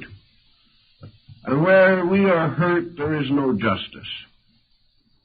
We have to restore these values. We have to straighten them out and build again a pattern of positive conviction on which we can live. If we can voluntarily reassume responsibilities that we have attempted to avoid, this will also help. It's like the young man who comes in to me and he says, I'm not getting any discipline at home. I'm now graduating from high school. I think the only thing for me to do is to commit myself to the Navy for 3 years and see what they can do with me. The man says, if I don't do this, I will never be able to discipline myself. So perhaps for this young man, the Navy is the perfect thing, because at least he will come out being able to say yes, sir, and no, sir, which is more than the average person can do. He will also know that when an order is given, he will obey, which the average child has not discovered. He also realizes that he's part of a team. And if he betrays the team, he is pretty much of a skunk. In civilian life, we don't know this. I have known several instances where young men have done this and have come back a credit to themselves and their families, who would otherwise have been on the street and probably in delinquency from lack of discipline and direction. So where we have a person who finds himself slipping into a negative psychic condition, we have the same thing. Put yourself under discipline. I doubt if the Navy would be interested, but there are other things you can do. You can create your own discipline.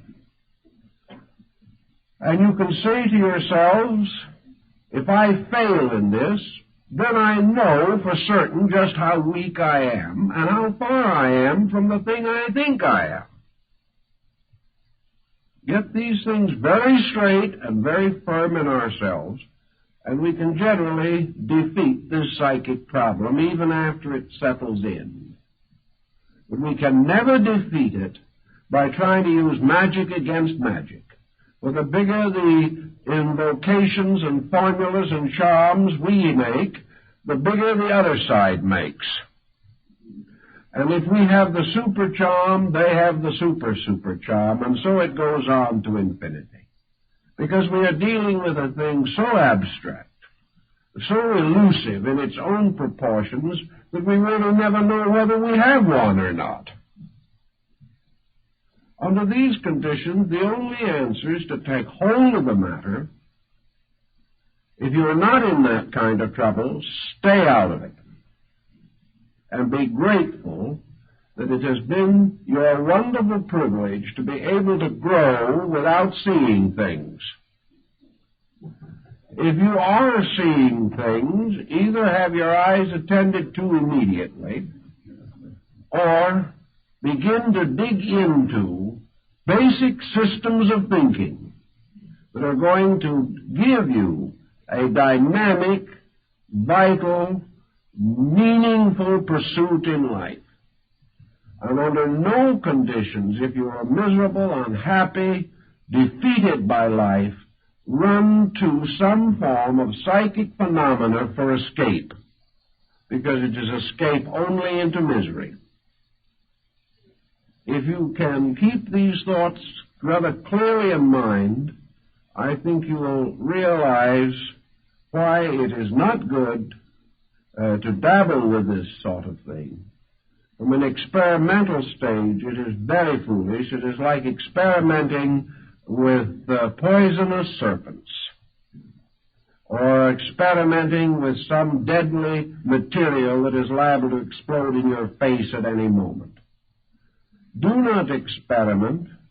Do not play games with life. But realize that if you really want to make philosophy your journey, as Plotinus said, build a solid knowledge supporting a well-disciplined, well-integrated character. Then as you naturally grow and properly develop, any spiritual graces that you may require for your proper growth will be added unto you in due season.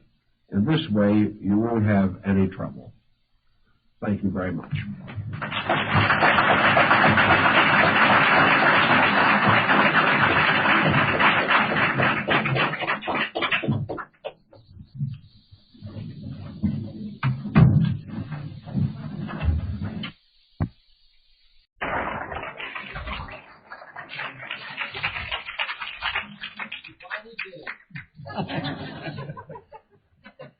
Well, I call that a lot of fanfare. Well done. And thank you very, very much. This morning, I'm not going to quote from any illustrious authors because I want to tie my subject to personal experiences. Over the last time of over 60 years, I've had the opportunity to watch thousands of persons going out in a great crusade in search of truth. They almost remind me a little of the medieval crusades, in which persons in every walk of life, every degree of intelligence, set out on that great pilgrimage from Europe to Jerusalem. Many got only a short distance and gave up. Others kept on to die in the desert. Still others fought their way through the ranks of the Saracen and either died there or gradually returned to their own lands. A fraction came back. They were all seeking the holy city, the city of their faith. And in spite of every effort for centuries, Christendom was never able to recapture that city. And in a way, this reminds me of the struggle of people today. In every religion, every faith, every cult, and every creed, human beings are searching for the personal experience of reality. They are seeking to come to understand themselves, to find a reason for their own existence, to find that balm of Gilead which has been promised to them. They have come in every color, creed, race, and type, and every degree of intelligence. And yet, with it all, so very few have reached the goal that they sought. Many reached a goal which they thought was what they sought. But after a time it proved elusive and illusionary, and the search continued. The alchemists sought to make gold, and also to reform society. The Hermetists studied the secrets of nature. The Greek mystics and philosophers studied the world with the most profound attention and with the greatest benevolence. Many of them came to extraordinary conclusions, but now in the 20th century, these conclusions are ranged against each other, and a new materialism, a new intellectualism has taken over, and a new pilgrimage has been declared, a pilgrimage into the great economic future of a world industrial wealth. Still, the search goes on, the search for peace among nations, peace in our own hearts, peace in our family lives, peace in our national governments.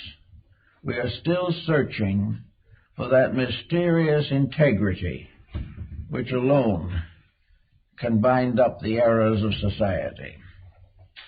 Now, looking back as far as we can in history on this, we observe a certain number of special points of interest, and these include both Eastern and Western thinking, the wisdom of Asia and the wisdom of the Western world combined.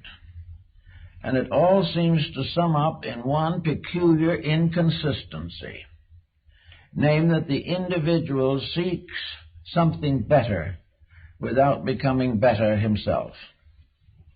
He seems to think of religion as a way of atoning for something, atoning for his own misdeeds or his own ignorance. He seems to believe that if he can become part of an association of religious peoples, that he can drift with them into the better land beyond. But actually, we are today no closer to that which we essentially seek than we were thousands of years ago, because we have added more to our difficulties than we have to our solutions. And now we all stand in the midst of the greatest challenge we've ever known, nuclear warfare. Now, how all of the good of the past could come to this, how the love and wisdom of thousands of dedicated souls could not prevent this emergency, is a very strange and sad commentary on our way of life. So this morning we want to take up the problem of opening the doors to the inner self, to the reality within us, to see if we can come to a little better understanding of the problems that we face. Those of you who have, in travel, visited primitive peoples may note one interesting point, namely, way back in the beginning of time, there were those who had visions. There were those who had strange beliefs, but these beliefs were supported by extrasensory perceptions. And in those old days, the great scriptures of the world were written. In those days, the great philosophical and scientific footings were laid down. and we have only inherited the skill to make certain improvements upon original revelations. Therefore, the great period of revelation is not now. The great period of revelation gave the world Pythagoras and Akhenaton and Moses, Zoroaster, Buddha, Krishna, all the great scholars and wisdom teachers of the past. Now, why was that the way it is? Why were those days better for the development of wisdom than ours? I think probably the answer to this is reasonably evident, namely, an uncluttered existence. Our ancestors did not have the great ambitions that we have. Even our forebears in this country had no such vast ambitions as we are courting today. In those days, people lived close to nature, which was a great advantage. They lived in a simple, natural environment that had not been spoiled completely. True, they lived in company with some unpleasant animals and things of this nature, and quite early began to develop feuds among themselves. But generally speaking, primitive man lived in a natural world.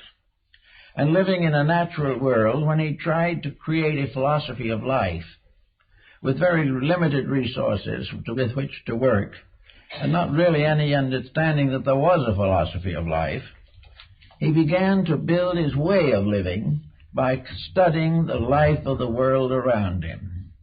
There is an account, I don't know whether it's completely factual or traditional, to the effect that speech came from nature. That long before the individual was able to have words or created alphabets, he copied natural sounds. And having the proper structure in the throat to do so, he was able to imitate the sound of a waterfall, or a wind through trees, or the cries of birds and animals. And this seemingly was the beginning of language. He found it possible to tell his neighbor or communicate certain ideas, feelings, impulses by accepting the sounds of the natural world. He knew sounds that frightened him and sounds that pleased him. He knew sounds of birth and sounds of death. And from all these, he began to develop a series of sounds which became gradually letters of a primitive alphabet. But these sounds came definitely from the natural world. So did everything else he had. He had to come to the conclusion that if he was ever going to understand the invisible, he must be able to find it in the visible. Almost all old theologies are merely abstractions of natural phenomena. The gods were the powerful chieftains. All of the rules and laws attributed to deities were the result of human relationships testing the possibility of community existence. So little by little, we built a world in which nature provided the only available facts. These facts could be by careful meditation, perhaps, or constant reinvestigation, could become truths. And this, in a sense, is the beginning of modern science in 17th century Europe. Namely, that there were truths that could be built upon facts. That these facts could become the basis of rules. That these facts, by constant repetition and investigation, showed nature's way in a great many directions. It made it possible to decide internally, to a measure at least, what nature expected us to do. On the basis of nature would penalize anything that was not within its own approval. So little by little, the science of nature began to take the form of a natural philosophy. A natural philosophy that was based upon the seasons, upon the climates, upon the various nature phenomena, from everything from the gently flowing stream to the volcanic eruption. All these things had to be fitted into something supported by facts. And facts were things that you could see, that you could touch, or you could in some way have a direct contact. Now, from facts, the problem of truths resulted in morality. Morality was really the moral interpretation of facts. It was a fact made alive and vivid through experience. The individual taking the fact and working with it discovered finally that it had within itself a meaning, a moral value, that it produced good consequences, that it advanced causes, whereas error nearly always destroyed. So little by little the truth factor came in. And after a long time with truth, the mind and consciousness began to ascend to a higher level, and this was reality. Reality is, in a sense, the higher octave of truth. It is something that is gradually built into our understanding as a complicated network of truths, working together, and through their interaction producing what we call reality. Reality is the final proof of the truth of a fact. And on this basis, we have built most of the learning that we know today. Now, it also follows that from the beginning of time, individuals, in a mysterious way, began to question themselves. The caveman probably was among the first to ask why he was created in the first place. The answer has not yet been found. Most people have the slightest idea where they're here. They have no idea where they came from, except biologically, and nowhere near any more from where they're going, except in terms of the mortuary. All of the rest is a noble internal reaction to something. The individual was not willing to accept the fact alone. He had to build it into a moral value which became his truth, and he finally had to accept it and live it and grow because of it, and that way contact reality. So we're going to now question how the people of today or of long ago continued their search for reality. And what did they use to open the doors between the visible and the invisible? How did they expect to attain a concrete, visual, audible reality? Well, in the earliest days that we know of, there were in all tribes and nations certain mystics. And these mystics were persons who were given to strange dreams, visions, curious experiences, which did not limit their consciousness entirely to the common world.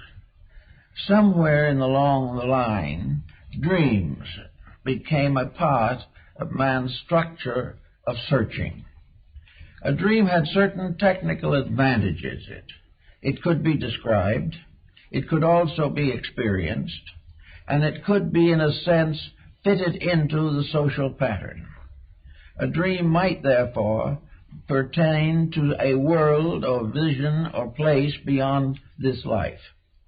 A vision could be an experience of that which is beyond conscious contemplation. Now, of course, for a long time, dreams were considered as symbolic of mystical values. Dreams were the basis of healing in ancient Greece. Dreams were the basis of social growth among the American Indians. Dreams were always something a little beyond, a little intangible, but sufficiently substantial to be recalled, to be remembered, and to be shared with other people. Now, dreams also gave another proportion to consciousness. Dreams often were centered in some other place than the one that we are familiarly acquainted with. While we lived in our comparative modest dwellings, we had dreams of temples and palaces and shrines and great mountains, hierarchies of celestial beings, and all the mysterious mechanism of Dante's Divine Comedy. All of these things could be experienced, and we might add, to be practical, they were perhaps best experienced after reading Dante's Divine Comedy. because that type of reading placed certain attitudes or ideas in the subconscious of the human being. And gradually, as intellectualism increased and improved, the individual not only began to downgrade his dreams, but also to change them to meet the changing social conditions of his times. But dreams were a sleep phenomenon that has played a part in man's evolution from the very earliest time. Now, there have always been natural mystics. These natural mystics were not necessarily psychics. They had experiences, but these experiences were inward revelations. The true mystic was not telling his neighbor what was going to happen to him. The true mystic was exploring a realm or a vista far greater than the material world in which he lived. Perhaps among the great mystics we should mention Johann Tauler, Jacob Boehme, and Emanuel Swedenborg. These persons came from different areas of life, different levels of culture, but also had similar experiences. Swedenborg was a scientist of high standing, and Boehme was a shoemaker, and Tauler was a monk. These different people all had mystical experiences, and these experiences resulted largely from a great longing or a great yearning, or, as in the case of several of them, a great tragedy in their personal lives. There came a time, and is always a time, when an individual who becomes sorry for himself, perhaps quite legitimately, not simply an emotional state of affairs, but a frustration of the real values of living. The individuals of this type may retire into themselves and live in a world of constructive and idealistic fantasies. But are they fantasies? This is also a question that has never been satisfactorily solved to meet everyone's requirements. But we also know that the mind has become a powerful factor in the effort to make the invisible real to us. And the mind has developed all kinds of experimental processes. The mind has borrowed heavily from outside sources for the information intended to reform the inner life of the person to whom that mind belonged. So the mind almost always builds an invisible upon the visible through a certain intellectual, mental approach. And today we have all kinds of such approaches. They are found in practically every religious system of the world, and they are opposed by every agnostic system. They have become the basis of moral philosophy and have also resulted, unfortunately, in the rise of a great many competitive institutions.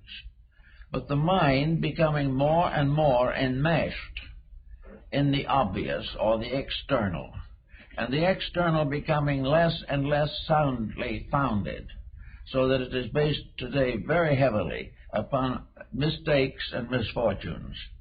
The mind becomes a dangerous instrument.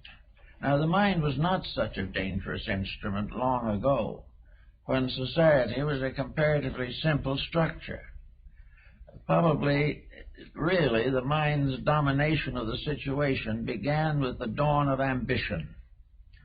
And when ambition reached a certain degree where it was willing to accomplish its end by destructive means, then ambition became a mental liability.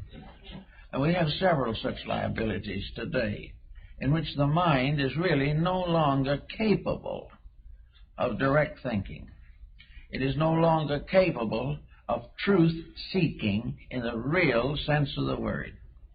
The term truth has come into bad times and has now been applied to so many different mistakes that it is practically impossible to classify them. But the fact seemingly remains that the mind, which might possibly have opened the doors to the internal, has only become another gatekeeper, preventing us from entering. The mind, therefore, guards the gate of the superior as a watchman to make sure that the individual does not outgrow the level of thinking which is common to his society. It is assumed that if he does this, he will be an outlaw, impoverished, and probably disgraced. So the mind guards his outer reputation at the expense of his inner life. Now, with this problem more or less obvious, what have we left as ways of finding the inner? Well, the second way, perhaps, is religion, as expressed through the heart doctrines of many people. Most people who will follow the heart doctrine, basically, are not intellectuals primarily. They may have excellent minds, they may know everything that a true intellectual does know, but they also have something else. They have a dimension of sympathy, a dimension of compassion, and they also have a deep-rooted belief and feeling that somewhere in the great pattern of things, an infinite love is moving the universe. These emotional-centered people, therefore, very often come closer to the reality than the intellectual. In emotion, you have experiences, sometimes disillusionments, sometimes discouragements, sometimes destructive reactions, hatreds, and so on. But basically, the heart doctrine is one based upon the teachings of Jesus or one of the other great benevolent world teachers. It is based on the assumption that the search for the reality of things is the primary purpose of human beings, and to live together in a fraternity based upon the realization of reality is the solution to the social dilemma. So the heart doctrine has had many exponents, and many of them have had, I think, a greater benevolent influence on mankind than almost any other level of instruction.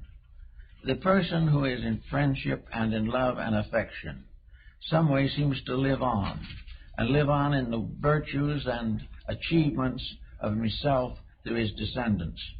It is therefore a very important point to make sure that we realize the tremendous significance of religious affections. But now comes the rub. The religious reflections run into controversy.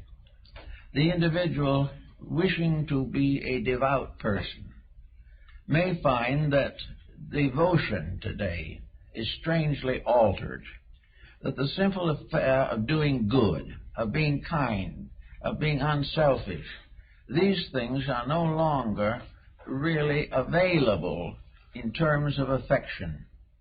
The individual has been cheated too often, he has been imposed upon, and he has also developed ulterior motives within himself that are so powerful that he is really incapable of a pure emotion. He cannot prevent his emotions by being colored, or he cannot reconcile the inconsistency between a noble emotion and an ignoble action. So both exist together in the same person, and this conflict results in a loss of man's affection as a means of liberation. Now, another type of thing, we go down to a lower problem again, but one that's very distinctive, and that is social relationships. The humanitarian, the individual who lives to help the underprivileged, the benevolent person, the person who devotes his life to the service of mankind in one kind of way or another, the devout physician, the devout attorney, the devout industrialist, the individual who basically is unselfish, becomes a servant to physical needs of human beings and also becomes an inspiration to their internal requirements. These all constitute a level of virtue in which the person becomes virtuous through service. And service is, of course, in fact, and in vision and in substance, the noblest expression of man's inner life. But the inner life itself must still be considered. We must try to find out what happens to help the individual to have an inward experience that is great enough to dominate his mental, emotional, and physical attributes, and in that way give him back to the leadership of the best of himself. Plato said that a country is best ruled when the best persons rule. The human being is best governed when the best part of himself leads. Now, some think the mind is the best part, others the emotions, some the physical body itself with its resources. But all of these finally come under the leadership of that which dwells within the body, within the emotions, behind the mind. What is this basis of reality? How are we going to reach it? How are we going to challenge it to come out of its strange aloofness so that it can become available to the person? One thing we find out immediately is that this search has to be personal. There is no possibility of communicating this reality in ways necessary to solve the problem of the individual, except that it be given to the individual with his particular problem. So we have to try to find out how to reach the opening of the inner life so that something superior to mind can become the ruler of mind, and use the mind, the emotions, and the body as an instrument for the fulfillment of a sacred purpose. This we have to try to discover in one way or another. We begin with it, and we begin to see that in ancient times there were various doctrines that were developed very largely for the purpose of bringing the individual into contact with his own higher nature. That there were teachings that taught him to rise above even the highest aspects of his own mind into an immediate and intimate experience of reality. This became a very deep and important problem, particularly with the Neoplatonists and with the Buddhists and several other groups, that the quest for the way to become enlightened. Enlightenment being, in this case, the light of the inner shining upon the outer. It was not the individual holding a candle up before his own mind. It had to be something else. The light had to be something that came from above and not through him as a person. It had to be a blessing, a benediction, a baptism of the Spirit. And he had to try to find if there was any way in the world in which it could happen to him. And most of those who have achieved greatly believe that it could happen. And those whose recorded remarks and opinions on the subject have descended to us, while they do not tell us the way, tell us the way they developed, and maybe gave us a clue to what we could do in our own time and in our own way. One of the first things that we are told in ancient scriptures is the simple line, "Be still and know that I am God." Now, I think perhaps this is one of the most important statements in connection with man's religious life. The problem of trying to be still. Now, when we think of still, if we are bound to material things, we will simply say that the individual does nothing. That is not the answer. That is not what is intended. Intended only to become part of worship. When the individual seeks the ordinary, he can read a school book or attend a class. When he seeks to know the mystery of his own inner self, he cannot storm the gates of heaven. If he tries to get into the sheepfold, which was the old name for religion, by any way except the proper gate, he is then a thief and a robber. Therefore, the ethics, the morality, the integrities involved have to be kept in mind at all times. To be still to the mystic means to be free from the involvements of mind and emotion, and free also from various physical symptomologies that may arise, in order that he will permit that which is truly the over-self to be heard. The still voice, the small voice, comes to the individual who stops talking long enough to hear it. and that is very rare even in religion. The problem always is that we are trying desperately to decide for ourselves on mental, emotional, and physical levels those problems and decisions which can come only from something superior to what we now use. We have to some way break into that mysterious realm that has been called intuition or the extrasensory band. Now, we have to be careful even of this, because the extrasensory band has now become locked in the intellectual pattern. The extrasensory perception now is merely to explore scientifically those parts of the universe which might be usable here, but which we are not aware of at the present time. Therefore, extrasensory perception may be completely selfish, may be intended to advance destruction, may be engaged in order to find new weapons and new ways of avoiding truth. These things can come from the wrong understanding of what is intended by the concept of be still and know. To be still now, for us, in this particular world in which we now live, it seems to me, is to cease doing that which is not necessary, not right, and not good. The individual must choose sometime to clearly face the fact that he cannot be right if he continues to act wrong, that there is a relationship between conduct and consciousness. There is a relationship between our material personality and that mysterious locked-over self which we are seeking to understand. Therefore, it is very necessary to be still in the sense of recovering from all of those intemperances of attitudes by means of which the normal growth of the consciousness is delayed or disposed of entirely.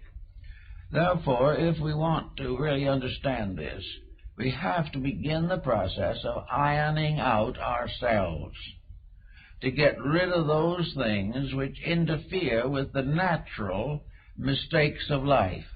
I mentioned that one day to a man who came to see me, that if he stopped all these various attitudes that he had, he'd be better off. And he seemed quite unhappy and a little indignant. Well, he said, if I stop thinking about all these mistakes, I'll have nothing at all to think about. Well, that probably is true.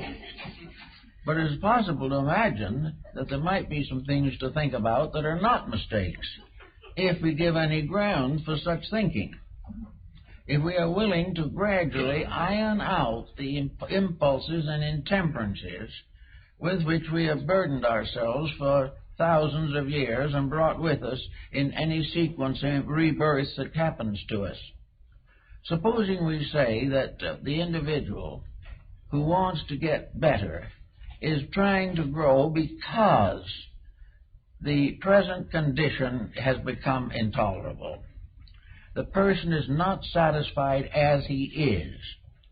He is not satisfied in what he has been, but he does not know how to carry himself into the future without dragging this rubble with him. Tomorrow is just another day in which to worry about the problems of yesterday. This whole problem of the continuity of a compound attitude has to be broken up in some way. The person has to be able to be quiet without unhappy thoughts coming. He must be able to be relaxed and think without thinking destructively, critically, or in some way detrimental to all concerned. And if his thinking is so bad he can't stand it, he has got to learn to get over the instinct to take a drink or something and forget himself. The individual trying to forget himself is really telling us he's trying to forget a personality that is impossible. And there's no way of getting away with it except by outgrowing it. Now, some have undoubtedly have been able to drink themselves to death, and hope that by this means that they have accomplished everything that was necessary. While these people belong in believe in the kind of life that we are generally living, they will feel they have got release. But to the deeper thinker, they have solved nothing and have escaped nothing. So that the problem becomes, again, cure it now rather than face it later. So in the problem of getting started on this inner search, we have to try to find out that nature, in its own way, our natural compound, is essentially cooperative. The body, with all its natural functions, is really a pretty good creature, considering everything. It has laws and rules which, if we keep them, it will keep us as long as possible. It also has rules that we cannot break. And the moment we begin to reject our responsibility to the body, we're in trouble. We get so interested in what we're doing mentally and emotionally that we wreck the body. And because we have wrecked the body in accomplishing a large personal fortune, we then feel that the wreckage was worthwhile, but it isn't. Actually, therefore, the first laws that man faces are obvious to himself. He faces them in his daily living, but he has learned to carefully ignore the findings. He also has developed a new escape which our ancestors really didn't have, namely that if he couldn't get out of the trouble himself, he could hire someone else to get out of it for him. But it's just as difficult to have another person solve your problems as to have another person eat your food and you be nourished by it. You can't do these things. So we have now the complex situation of people who want to grow, but have already stunted their own growth badly. They want to be better, but they do not know what to do with the mistakes that have accumulated. I think the old mystics had the perfect answer for it. They simply said, "Be quiet and know that I am God." Now, this wasn't a theological type of definition. It is a definition based upon the concept that when we cease to build our own mistakes, when we cease to fashion a giant monster out of our own intemperances and relax, all of these evil things simply fade away for lack of nutrition. But they will not fade as long as one drop of nutriment is available to them. As long as we continue to have unhappy attitudes, we are not going to solve the mystery of our own inner consciousness. Actually, the way of life physically that gives us the maximum probability for years is the same type of discipline as that which is necessary to the mind and the emotions so that they will fulfill their duties as perfectly as possible. When the emotions are quieted down to simple, gentle, real values, the emotional nature is protected. We have no likelihood of trouble with some of the internal organs of the endocrine system, which have particular control over our emotional content. We will not kill ourselves by false feelings any more than we will kill ourselves with bad food. When we go up again to the third one, we have the mind. If the mind is used as it was intended to be used, and that is for the common good, for the advancement of everything that is real and valuable in life, if the mind could be released from the terrific pressure of self-interest, if it could get away from all its scheming on how to defeat a brother, and rather simply, quietly work out how to help him, all things would be much better in the mental world. There would be much less mental breakdown, and we would not be suffering from too many cases of senility. It is the misuse of the mind that gradually changes life into a dismal dwelling for the individual. So in each of these levels, there is a natural law. Each of these creatures has its rights and privileges. Each level of ourselves has its inalienable needs and corrections. They're all here if we want to use them. Now, a lot of people have been perfectly willing to support religions industriously They have been willing to make pilgrimage. They have been willing to do all kinds of penances to remove some guilt mechanisms within themselves. And at the same time, even though they live a pretty fair life, this great experience of projection into something higher has not occurred to them. And largely, it's a result of not being able to quiet the separate levels of our consciousness on their own levels, and then quiet the relationships of them to each other. In other words, if the mind and emotions are locked in conflict, they're in trouble. Wherever there is conflict, there is a kind of destruction. There is a false motion. Wherever there is an obstruction, there is a decay of values, a disintegration, an infection, in which something becomes sick. All selfishness is sickness, no matter what you want to call it. All jealousy is sickness. These things are just exactly as serious as sicknesses as are the ordinary physical ailments which we may or may not be able to cure. This problem, therefore, is to get rid of the sickness arising from the misuse of powers, faculties, and principles within ourselves. Unless we're able to do this, we're going to stay right in trouble just the way we are.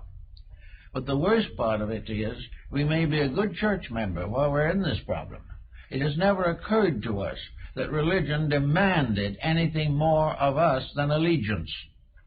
It was like a parent who demanded that the child obey, but did not necessarily contribute to any enlightenment in the purposes of obedience.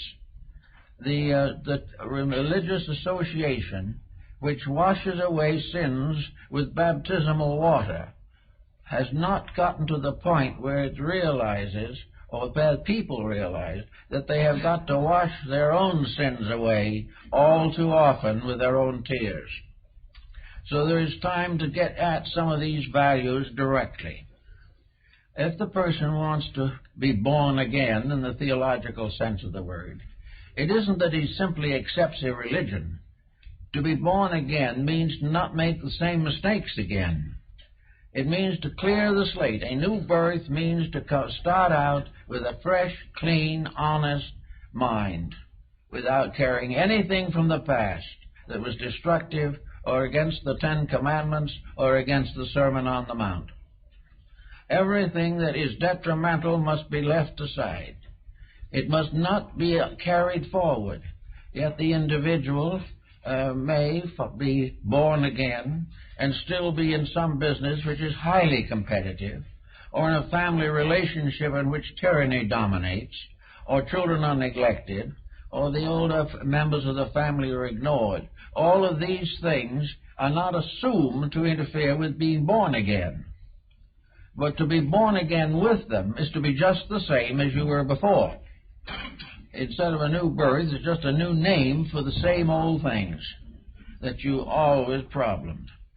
Now, out of this, there's something more, though, than just keeping the moralities straight. It is part of this business of being quiet. Every agitation, every intensity of negative attitude is dangerous to the inner life of the person. Therefore, we say that when we want the individual to be still and know, therefore we say that when we want the individual to be still and know, we want the individual to change his entire basic formula for life. It doesn't mean he can't speak. It doesn't mean he can't have ideas. But he has to have only things that work together for good. The body, mind, emotions must be brought into harmonic relationships.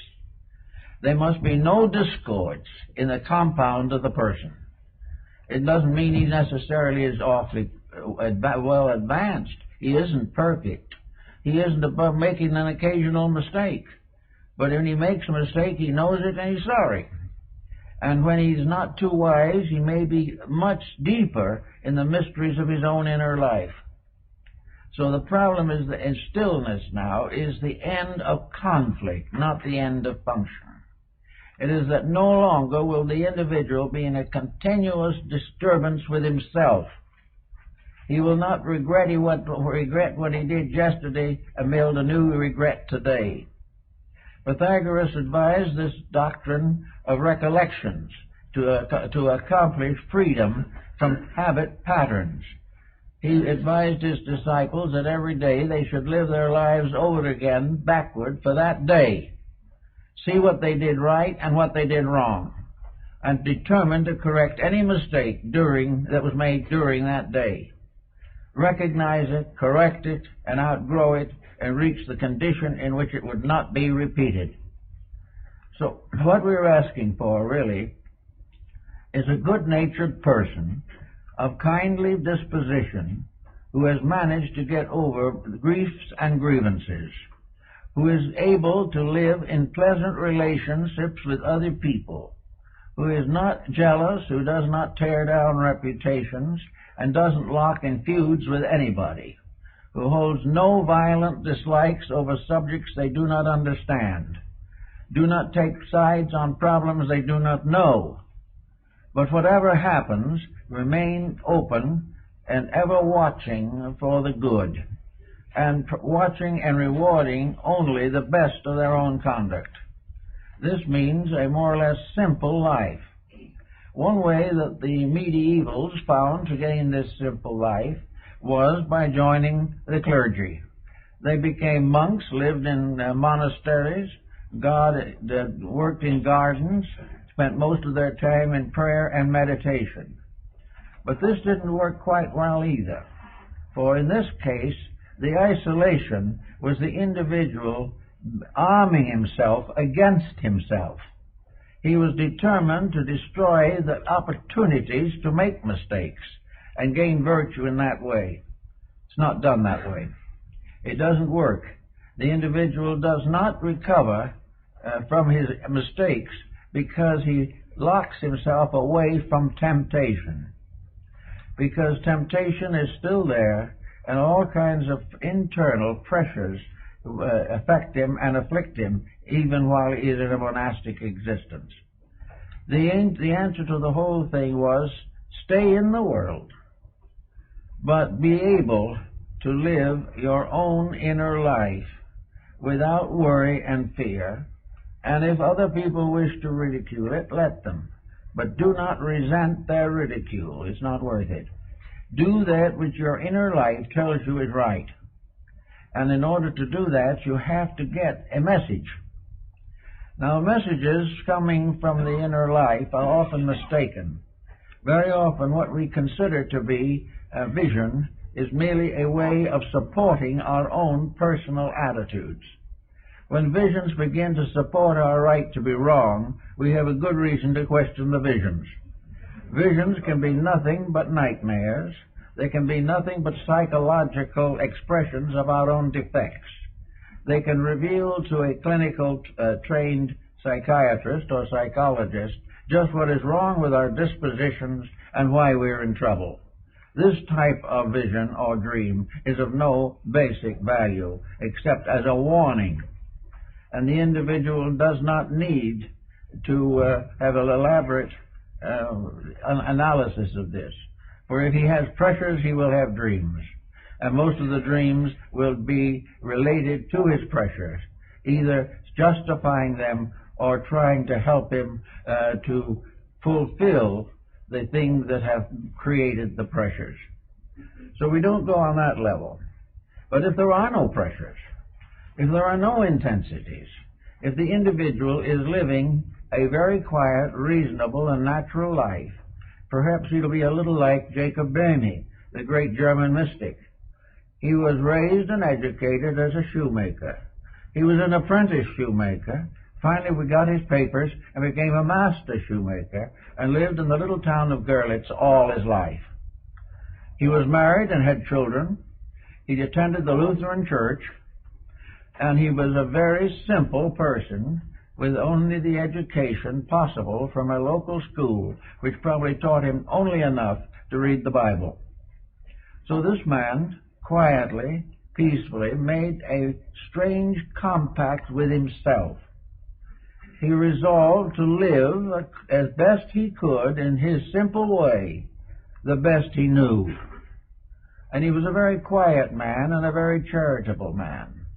And when the Lutheran Communion turned against him, very bitter, he never for one moment showed the slightest resentment. While they were denouncing him in the church, he was sitting in his pew and listening to it. He was unwilling to even pick a quarrel with the men who were accusing him of heresy. Fortunately, at that time, the Inquisition was not in control in Germany, so all they could do was downgrade him. But actually, in this very simple family way, they say a very wonderful father, a faithful husband, a good friend, and an absolutely honest craftsman who marked every shoe he made and guaranteed it. To this simple man came some of the most extraordinary visions recorded in history. One day, while he was working in his shop, he had a chance to look up, and he saw a ray of light striking a pewter plate on the wall. This ray of light struck him in the eyes, and in that moment he had a vision of another world. And this vision he had of another world had none of the peculiarities that we associate with sectarianism. It was a world which he had not even a terminology for. He borrowed all kinds of words from his friends and neighbors because he had no words. He also was able to gain some terminology from alchemy and astrology and other subjects, but he used them always in his own way, not the way they were originally being used in the communities. Little by little, Rene discovered in himself a strange and wonderful truth that was the basis of all his thinking and all his living. He said that in the very beginning there was nothing in the universe but peace, that this peace reached everywhere, and everyone was in peace with everyone else.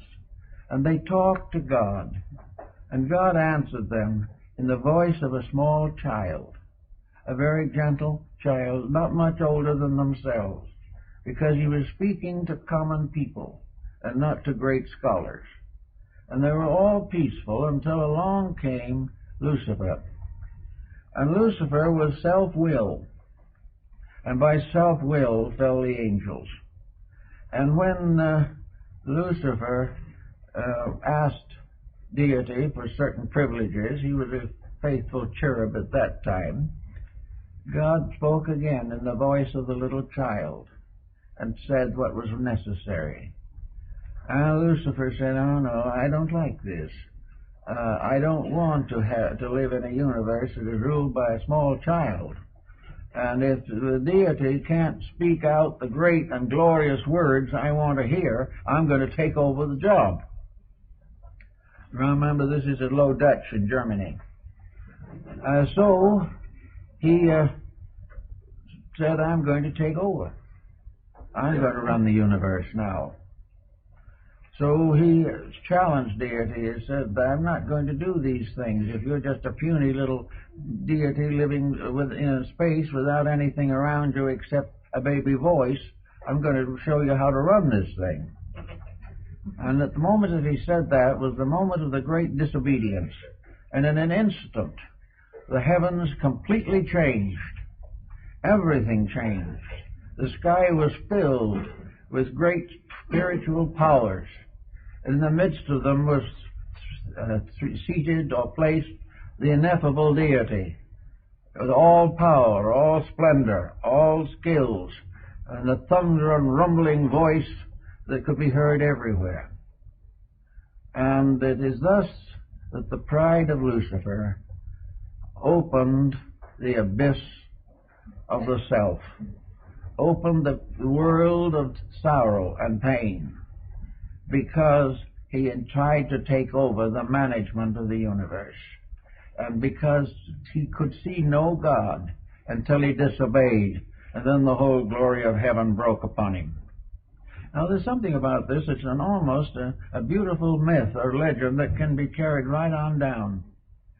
For the man taking over the universe because God didn't seem big enough to handle the job is something that we all might think about occasionally. Also in all the problems that we have. When we think of the universal divine plan as too weak to handle us, to take care of our problems, so that we have to suddenly become helpers in this deal, we may get into serious trouble. But Bamey was essentially a great mystic, and he pointed out that when the human being becomes aware of the realities and uses them properly, the great grief or the great sorrow fades away again, and man and God live together in infinite community, always man obeying that which was eternally ordained to be obeyed. So in this way, Bamey had his statement of silence, of peace, that was disrupted by the rise of human faults, human emergencies, and the forever human optimism and complacency. So that to be still is to know the universe as stillness. To be still is to hear the voice of God and the voice of a small child. To disobey is to bring down upon oneself the thunder of an absolutely immutable power. To obey, we do not know there are laws. When we break them, we discover to our sorrow that we have not been very wise. So we're going to try to think in terms of a quietude that is free from ulterior motive. And this was what Zen attempted to do in India. And this is what Taoism attempted to do in China. This also is the mystery of Neoplatonism and the ideals of Pythagoras. It was the idea that man only comes into trouble when he does it wrong. As long as he is right, he doesn't know there are any laws. Because by keeping them perfectly, everything is serene and well balanced. But the moment self-interest takes over, the power of the abyss is loosened upon us.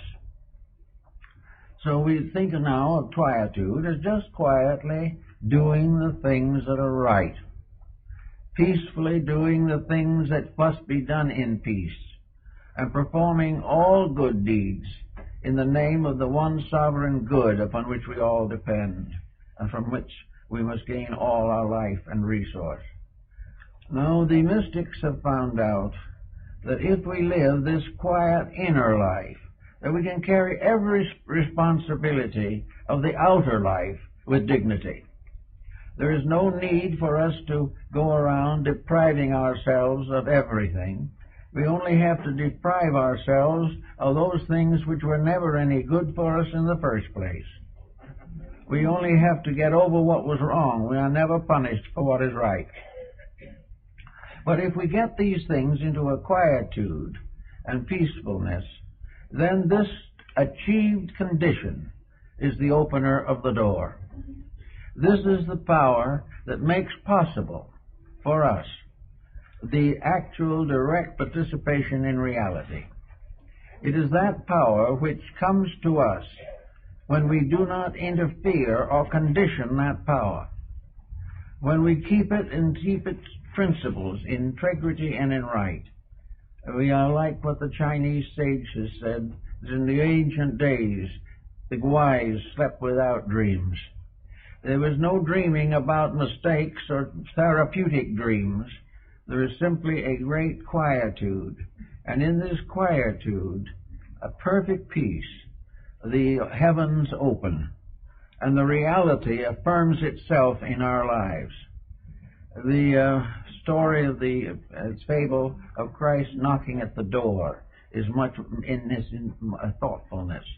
That which is real knocks at the door when we listen. But when we do all the talking ourselves, we cannot hear the gentle voice of truth or note the gentle knocking on the door. It is in peace and quietude alone that we can open the doors. It opens the doors means that we make ourselves receptive to a higher level of consciousness. We make ourselves receptive to the experiences of the inner life. We have a victory of soul over circumstance. We have a victory of reality in ourselves over the errors and illusions of daily living. As a result, we are in peace. We are quiet. Now, in the old initiation rites, we were usually subject to very serious tragedies. In the ancient mystery rituals, the candidate was given very firm and terrible tests. There were even degrees in which his life itself might be hazarded, unless he was right. And in all these things, he had to fulfill the great tests of life. He had to recapitulate his own existence and go through a series of harrowing circumstances which would result finally in his attainment of oneness with the inner consciousness. Well, maybe today we're still taking the same rituals. We don't call them rituals anymore. We call them mistakes of other people or inabilities of governors to govern, inability of the governed to govern himself. All these things we now call blames. Probably they are actually tests, experiences which will never cease until we stop making the mistakes that cause the trouble. There will never be a time when social legislation can prevent the individual from making a mistake. And we can never have perfect leadership until we have an intelligent following. There must be dedicated followers and enlightened leaders. And in every case, the enlightenment means self-victory, the victory of the inner life over the outer circumstances, the outer temptations, the outer beliefs, the outer circumstances which lead to trouble. So the Buddhists and the Zen people, for instance, have a very quiet method of meditation. They sit quietly and they simply allow not a blank to set in. The idea is not to make the mind a blank. The idea is to make the mind a gentle disciple, kneeling or seated at the foot of the reality within. The human becomes the chela of the divine, becomes the disciple of that which must always be the leader. And various ways these revelations come to people. Sometimes they may come in an occasional dream, which is a vision, or a real spiritual experience, which is comparatively rare. But all spiritual experiences must be doubted if the individual who has them has not conquered the common mistakes of himself.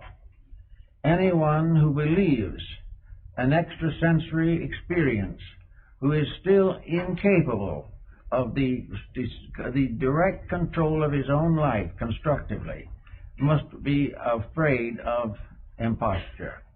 And any organization that promises the individual that he can become great without becoming good is also a very dubious organization. There can be no rising upward into the higher levels of consciousness except through a kind of meditative discipline. And what is meditation in this case? It is not sitting in a corner somewhere with your eyes closed and your fists clenched tightly. Meditation in this case is the quiet recognition, realization of the values of life as they have been presented to us in daily experience. Meditation helps to bring us a new way of being useful, a new way of solving or helping to solve problems around us. Now, we can say with all meditation practices that nobody can solve anybody else's problems. This is true. Therefore, the fact that we think we are solving them is not quite really true. The part that is beneficial to us is the fact that we have given up something of ourselves because we love someone else more. This is the great gift. And the great gift, in turn, going to them, may give them the courage to see what we have done and do it for themselves. Every individual who becomes happy must make himself happy. There is no possible way of other people making anyone really happy. And any apparent happiness that arises without the control and direction of inner faculties is going to come on the rocks one of these days and be seriously shipwrecked. All these things are part of a large plan, a large purpose, a divine way of things. And in our quietude, in the small voice, the voice of the silence will speak. And the voice will be like the voice of God in Bamy's vision. It will be a small, quiet voice, never a thundering of power, never a vast expression of some determination, never a final order descending from on high. But it will be the quiet voice of a gentle person telling us something we ought to know, and telling it as though we were beloved children, and not because we were great people. The recognition of these experiences comes often in various small ways. I know, for instance, one case in which an individual was very fond of a garden. They loved to plant flowers and things of that nature, and they always loved flowers. It was a very kindly relationship. It was a beautiful, quiet relationship, and one day this person, while looking at one of the flowers that was particularly beautiful, had something happen. Suddenly, this flower seemed to speak. It didn't say anything, but it seemed to speak, and suddenly the law of that flower burst into the mind of this very kindly gardener.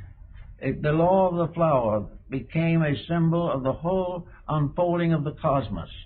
The flower became an infinite symbol of an infinite purpose. And it is. It is a part of a great and infinite purpose.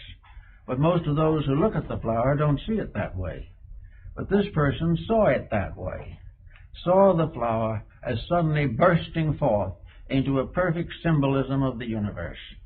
It was there all the time, but at that moment, the reality in the individual picked it up and brought it out. The message came from something beyond the mind, something beyond the emotions, but an infinite impression of reality, which meant that the person had for a moment's contact with one of these levels of higher insight. Plotinus, the Neoplatonist, said that in his lifetime, that only on 2 occasions had he been lifted up into the presence of reality, and that for only a few seconds. But that became the most powerful experience of life, and all of life from then on was never the same as it had been before. The same might be said true of Luther Burbank with his love of flowers and plants. Here's a man who was able, very obviously, to influence flowers and plants. I saw him one afternoon and we talked about these things, and he said that he could talk with the plants, and the plants answered him. And when he said he wanted them to do something, they did it. So several big universities sent classes and students and so forth to see how Mr. Burbank was taking the spines off of cactus so they could be used in the desert to feed cattle. And they did exactly what he did and got nowhere. And he explained that the reason they didn't get the result was because they hadn't talked to the flowers and plants. They hadn't told those plants what he wanted them to do, what they should do, and how they could help by doing it.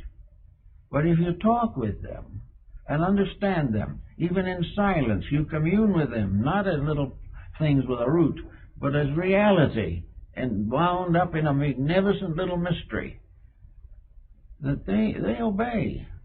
And he told me, he said, the only person I ever had that was able to do it was an old Chinese gardener. He said, this gardener watched me and listened. And from that time on, he always talked to the plants. And they did what he wanted them to also. He said, you've got to understand life.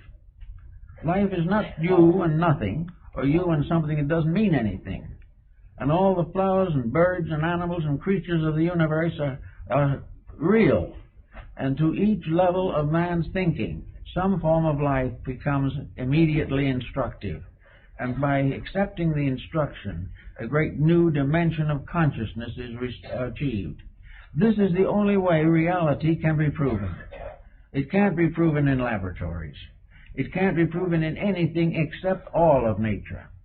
This very planet and everything that is on it bears absolute and eternal witness to reality.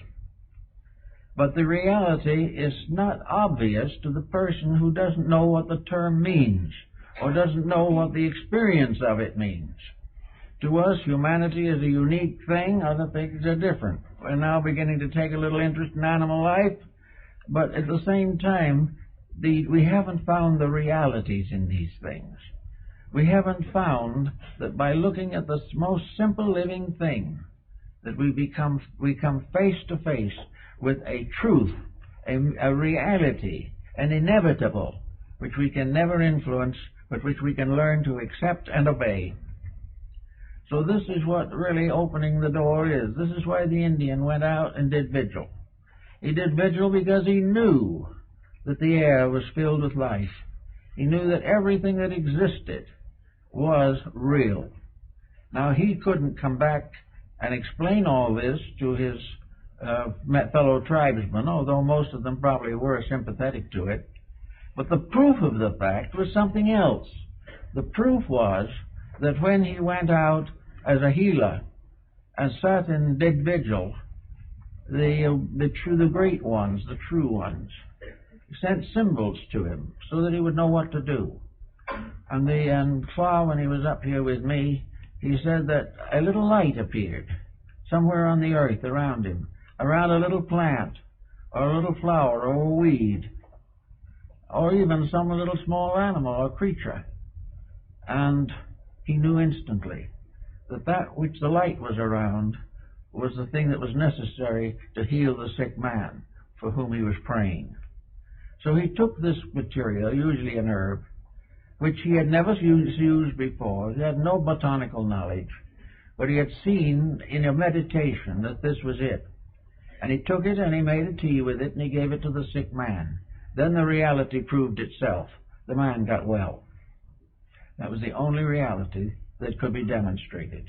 All the others could be, it may be a mistake, but if the man got well by a mystical experience, then that experience was real. And it's the same all the way along. We cannot get the positive demonstrations that we seek of all these things. The only thing we know is that the closer we can come to reality, the closer we come to peace, happiness, and health. And the further we get from reality, the more rapidly our problems multiply. Now, for those of us who are just, kind of going along on the way and haven't got too far, there are things we can do ourselves each day. We can begin to quiet the prominent causes of confusion. There is no meditation based upon some esoteric exercise that can ever work if the individual has not accomplished a transformation within himself. This was the highest phase of alchemy. Alchemy was to make gold out of base metals. And spiritual alchemy was to discover the eternal gold of reality in all things, which can be released and brought into manifestation by art. And art in this case is the beauty. It is the skill. It is the wonder by which we do what is right because it is right. This type of thing is something that has come down to us for a long, long time, and it will continue to come down to us until we obey it. We must find the only answer that there is, and that is the utopian answer, that the human being must live the fullness of humanity, of his own endowment. He must manifest all the manifestations of the condition of the level of life upon which he exists. And having done this, he may then request very quietly, or may not even have to request, because realities perpetuate themselves. We expect to go on to the next level of understanding and insight. We are held behind by the ballast of our own mistakes. And until we are able to master those, and to redeem them or restore the integrities in them, we will remain in trouble. So the first thing to do, if you're really anxious to get on to the discipleship principle in nature, is to start in and prove worthiness. Prove as the ancients did in initiation tests. When a disciple wanted to enter into the mysteries of Eleusis in Greece, the first thing that was done was that his community was invited. The diakon, a leader of the community, was invited to tell what they thought of this young person, whether he was a good person, whether he was a good son or daughter, because women were initiated. But was this person a good, worthy, honorable person? And if the city father said yes, that he had never been in trouble, that he'd always been a good member of the community, that was a good mark for the person. If he had been troublesome, he would never have been admitted any further. Then, if that was true, they then went to his teacher. Where did this young person study, and what did he study? So they found the master, an old sophist of some kind, who had instructed him. And they said, was he a good student? Yes. Was he quick-minded and able to understand? Yes. Well, what did he give him to study? Mathematics, astronomy, and music. That is correct. Then they would probably call the boy to be given the examinations at the temple itself. And if he passed these successfully, he was placed on a 5-year probationship, in which it was assumed that he would take the hope of going on as the basis of a great improvement in himself. He was to go back to his ordinary life and do those things which he believed would be sanctioned, justified, and approved by the temple. He had to be virtuous and pure and clean and healthy all through this 5-year period. He must have no trace of egotism. He must not look down on others who had been rejected. He must simply live a clean, natural, honorable life, serving his family, keeping the rules of the community, and developing his own inner life. At the end of that time, he was put into the tests. And these tests were very severe on many occasions. But they were tests of every courage that the individual had. And every opportunity was given to be corrupted or to be sidetracked. But if he succeeded and lived on and was able to pass the final test, he was brought forth on the porch of the temple and crowned with the laurel wreath and declared to be an official and recognized member of the religious group. This then became something that was so important that in the presence of an initiate of the mysteries, even the king of the country could not remain seated. The divine instruction took precedence over all material honors. And the initiation was more important than to win a great military victory or to attain to be an archon of the state or to become a leader in any external affair. He might win the Olympic Games 10 times, but it was not nearly as much of an honor as to have the wreath of the initiate placed upon him. From that time, he was bound by oaths greater than himself that he would never corrupt, never compromise, never in any way abuse, and never falsely reveal to the unworthy the instruction he had received, and would never use that instruction for personal physical gain. Now, those were pretty rough instructions, but at the same time, they are the type of thing that we must all ultimately face. Fortunately, we don't face it all at once. We don't have to do all that is right at one time. But little by little, day by day, we are supposed to discipline our mistakes, gradually gaining control over them, correcting attitudes that are not conducive to common good. And in this way, by a certain regular order of things, come finally to the point where the interior takes complete control of the exterior, and the individual lives from the root of his own reality, that he is now no longer a person. He is now a great soul in a body. He is an illuminate. He He has achieved the end that the physical world can bestow. And he has now available to him all the knowledge of his race, all the wisdom of nature around him, and all the love of the deity whom he represents and who brought him forth. So these are the things that open the gates of integrities. And these are the only ways that the gates of wisdom can truly be opened. And I've got a little announcement I want to make this morning. We have with us a friend who had a birthday last Monday, but we didn't speak Sunday, so this is the first chance we've had. And that is our good friend, Gilbert Olson. Well, many of you know. And Gilbert Olson has been a personal friend of mine for 45 years and has served us here ever since the society was built practically. And today we kind of give him a little note of welcome and appreciation on a little belated birthday party for him. It's not going to be a real party, but it's going to be a chance for those of you who know him to congratulate him on having made it, and also to point out that a big change has come in Gilbert's life. He has left Downey, where he lived for very many years, and he's now moving to Glendale in order that he can be over here more often. So we want you to all say hello for him.